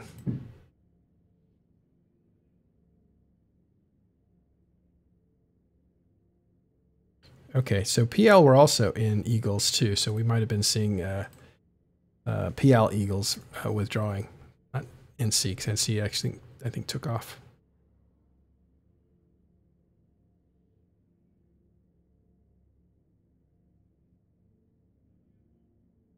I'll tell you what, though, and I think, Apollo, you were here. Vili didn't sound happy that this attack had happened in the first place. Like, No, he didn't. Yeah, there's definitely some tension there. And it kind of puts him in a hard place because obviously, the test line members obviously are not very happy about working with NC and everybody, especially Fraternity. But, Vili, he said, listen, if you guys attack this, we're going to have to defend. And that really put him in a really precarious position. Yeah, he had basically said, like, you guys are putting me in a tough position, and they went ahead and did it anyway. And I think what he said that was very interesting was that when Snuff had basically backstabbed him. I don't know if you caught this earlier, Killaby, but when Snuff had attacked Vili, one of the people that reached out and said, "Do you need some help?" Was Wrecking Crew guy. Totally spaced on his name. Rocket X. Yes, Rocket X. Thank you. Yeah, so obviously this whole thing even only really started like the shield and armor time of the Keepstar went completely uncontested, and the only real reason we even bothered forming up for this because we assumed, you know, there was no way we're gonna with Snuff moving their supers and Init moving their supers, we didn't really think there was a way for us to defend it at the start. But when we basically noticed that Test was sort of offering to leave all the defenders of the Keepstar alone because they wanted to get their revenge on Snuff for what Snuff did to them on that move up. This sort of opened up a new, it kind of like opened up a new aspect of it, and it started to look like a possible project. So then we really started putting more effort into it, and yeah, we've got a lot of people formed up. I'm very proud of the form up of NCPL and Horde. Altogether, we formed almost 1,000 people between the three of us. So that was very good. That's strong. So, was there a momentum that it was built up? Well, we all just posted these fleets yesterday, so it was like a day notice basically. So it was pretty good. So you didn't know what you were going to get. Built when we heard that Test was willing to sort of leave us alone and even possibly help us shoot the Imperium on the Keepstar grid. Yeah. That's pretty dramatic. I think what's happening behind the scenes was more interesting than the actual fight. But it was neat to see some combat too on the way out. How did that actually start? Say again? What started where? Sorry, I know you're busy and talking to us at the same time, but how did the actual fight happen on the way out? So Fraternity was I think being FC'd by Elo tonight, and they were a couple of jumps behind the rest of us, and there was a Goon Jackdaw fleet on a gate with them, and I think they managed to boosh a good portion of that Jackdaw fleet, and they started engaging those Jackdaws in Misrata, which was 2 jumps out of Camal. Unfortunately, Misrata wasn't reinforced. Worth mentioning that there was no tie-dye in Camal at no point, which is pretty good. Props to the reinforced node there. And basically, then Goons had already made the call to blue ball the Keepstar timer itself, so they all of the other Goon fleets just piled onto FRT, who were fighting the one Goon Jackdaw fleet in Misrata, and obviously being outnumbered, by almost 5-1, because it was just the one FRT fleet, and then it was all the 4 Goon fleets. We just sort of moved Cynos in position and then bridged from Camal into Misrata and joined the fight. But shortly after we've bridged in, Goons left, obviously, because we bridged in with all of our remaining subcap fleets, and that would have turned the tide quite quickly. We did manage to kill quite a few Jackdaws, though, before they bailed. So, we'll see what the battle report looks like in the end. But I think FRT lost quite some Lodgies and a couple Eagles. And what happened at the... why were Dreads dropped a few systems over? It looked like the Goonswarm fleet was trying to get into a structure and they couldn't fully get in. In Misrata? Not in Misrata. It was right after the Misrata when people were... I think it was in Sandaya. So the free port that the Goons were saving up on was actually controlled by Wrecking Crew, so they just removed the ACL for Goons there. Oh my god. It's a betrayal of the free port. Sort of. So they pulled permissions and locked them out, and that free port basically became strategic at that point. A lot of them had already docked at that point. Obviously, if you're docked and your ACL access is being removed, you're still docked, so that's not that big of a deal. But if you're not docked, then you're vulnerable. Oh. Well, I gotta say, that's a dirty trick, but in this case, it created some humor. Yeah, free ports aren't really free ports unless you trust the people who actually own them. In this case, it didn't work out well for Goonswarm. Kind of interesting. Locked half the fleet out, and then they dropped Dreads to try to kill them. But seems like a lot of them got away. I didn't see a lot of wreckage out there. It was Yeah. funny that they went, "Oh, look, a free port. Let's walk to there." That looks good. Well, I would have done the exact same thing in their in their situation. You know, it's just unfortunate because that free port, as far as I know, had no alliance ticker. It was just a corp, but that corp just just happened to belong to somebody that's part of Wrecking. That is interesting. That's a nice little detail. All right. Sorry, go for it. Yeah. No, anyway, so that really, you did a great job of getting us up to speed on what happened, Killaby. Really appreciate it. Yeah, no problem. I'm going to bring in Seraph Patakane, who belongs to Test as well. And Seraph, I think, was in this fight. Is that right, Seraph? I wasn't. I joined quite late on, so I just sort of listened into the fleet and what was going on. But yes, there was a lot of disagreement. There was a lot of arguments in the Test fleet about what, why, and where happened. So I'm quite happy to explain sort of the backstory about why Test got involved in this sort of situation, if you want it. Well, yeah, I'll have to be brief because I have real life to attend to. So if you could do it in like 2 minutes or less, that'd be great. Yeah, no problem. So obviously we had the campaign up in Gemini against Horde where we had a super fleet deployed. Obviously didn't go away, so we had a super fleet that we had to bring home. So we started setting everything up and we started speaking to some people, Rocket X, Snuff, etc., on the way back. And we're going to move a super fleet through. We're going to set some 40-tile chains back. Are we cool? Is everything okay? Everyone agreed to different things, and so we started moving things back. Vili had safety measures set in place for different reasons, for his own security, for the fleet security, etc., etc., etc.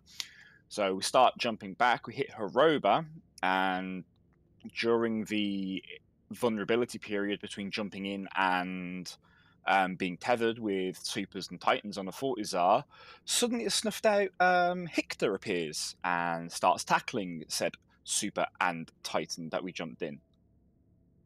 So obviously, hackles are raised and what's going on here, and everything leads on, and suddenly a snuffed out Dreadnought, Super, and Titan fleet jumps in and takes out said Super and Titan that had jumped in. So a lot of this boils down to the fact that agreements were made, agreements were broken. Vili remembers agreements. And so when people make agreements and they go, and I'll keep my word if you keep your word, sort of thing, and everything goes smoothly. When people that break their word try and put influence near our home space and tries to cause problems nearby, we're not going to just sit back and go, yeah, that's completely fine, and we're not going to do anything. Hence why we went on and went up towards the Keepstar and were fighting amongst the defenders rather than the attackers, which most people assume.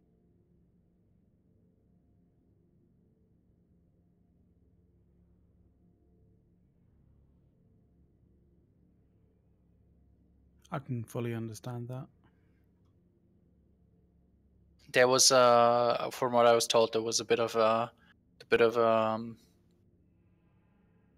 well, like you said, a bit of arguments, bit of confusion among the. Oh yeah, there was a lot of what were we doing? Why aren't we shooting the Keepstar in the test fleets? And I've just linked it in the TIS Discord the BR of why Vili did what he did. But sometimes you got to put trust in the FCs. The FCs are doing what is best for the alliance, coalition, etc. in the long term. When someone makes an agreement and turns their back on it, you don't really want those sorts of people in your backyard. So when these are the sorts of people that are going to be setting up shop nearby your sorts of sphere of influence and they don't keep their word, what's to stop them causing problems for you in the long term? And I think that's why it was a case of really went, nope, we put the stop to it here and now, and this is what we're going to do.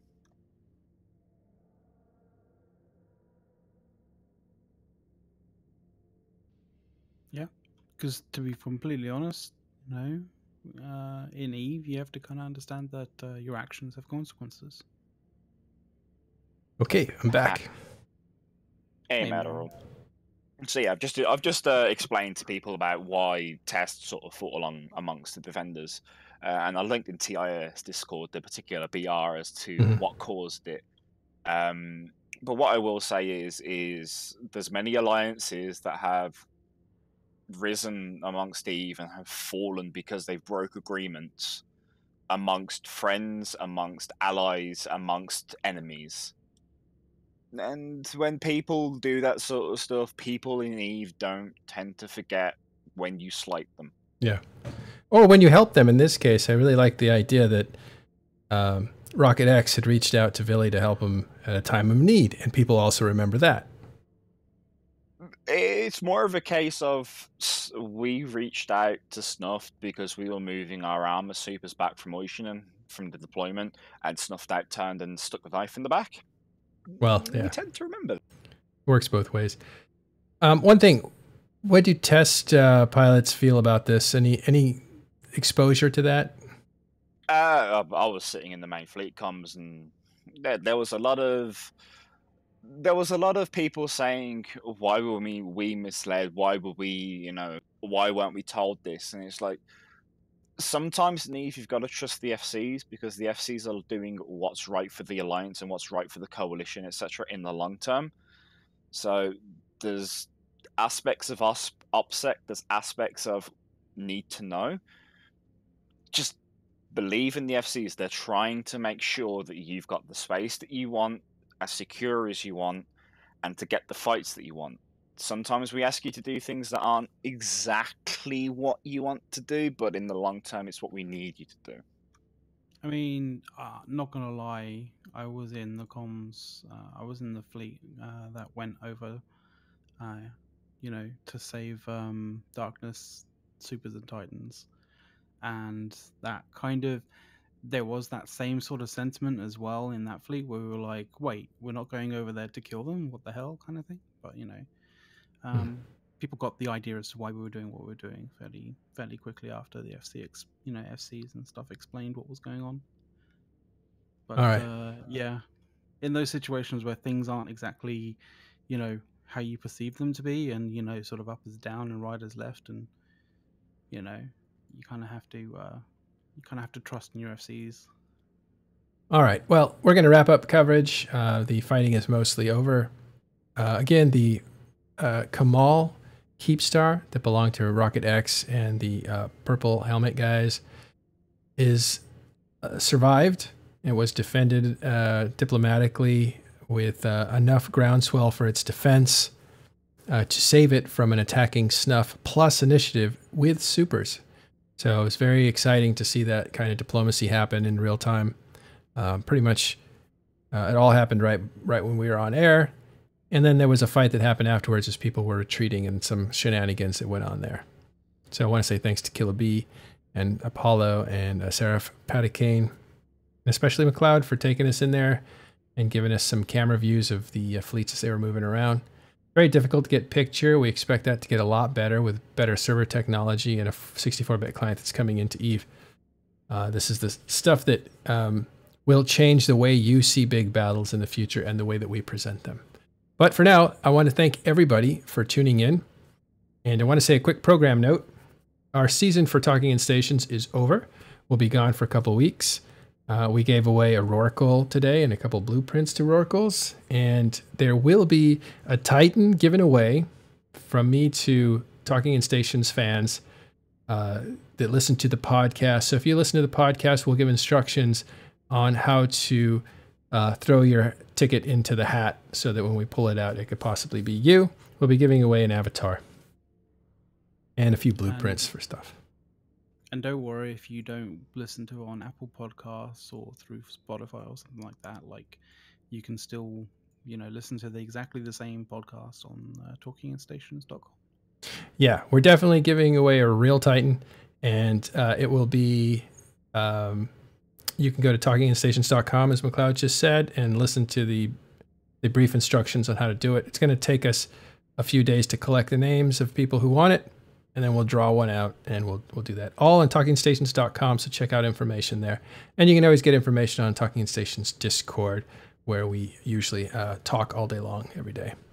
Okay, everybody, thanks very much. Thanks, McLeod. We'll see you next time there's a big fight, or we'll see you in a few weeks after our hiatus is over. Thanks. Take care, everyone. Shout out to Pixie Thief for saying that my voice goes higher the longer I talk. That's very rude. All right, guys. Thanks, everybody, for watching. Anyone else got a shout out real quick since you guys helped us out? If not, we'll just wrap it up. Shout out to Purple Helmeted Warriors for shooting my bloody ship. I've been avoiding saying their name this whole time, and there you go.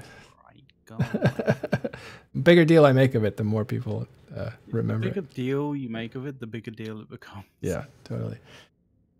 All right, guys. Thanks a lot. Thanks very much. We'll talk to you later. Bye.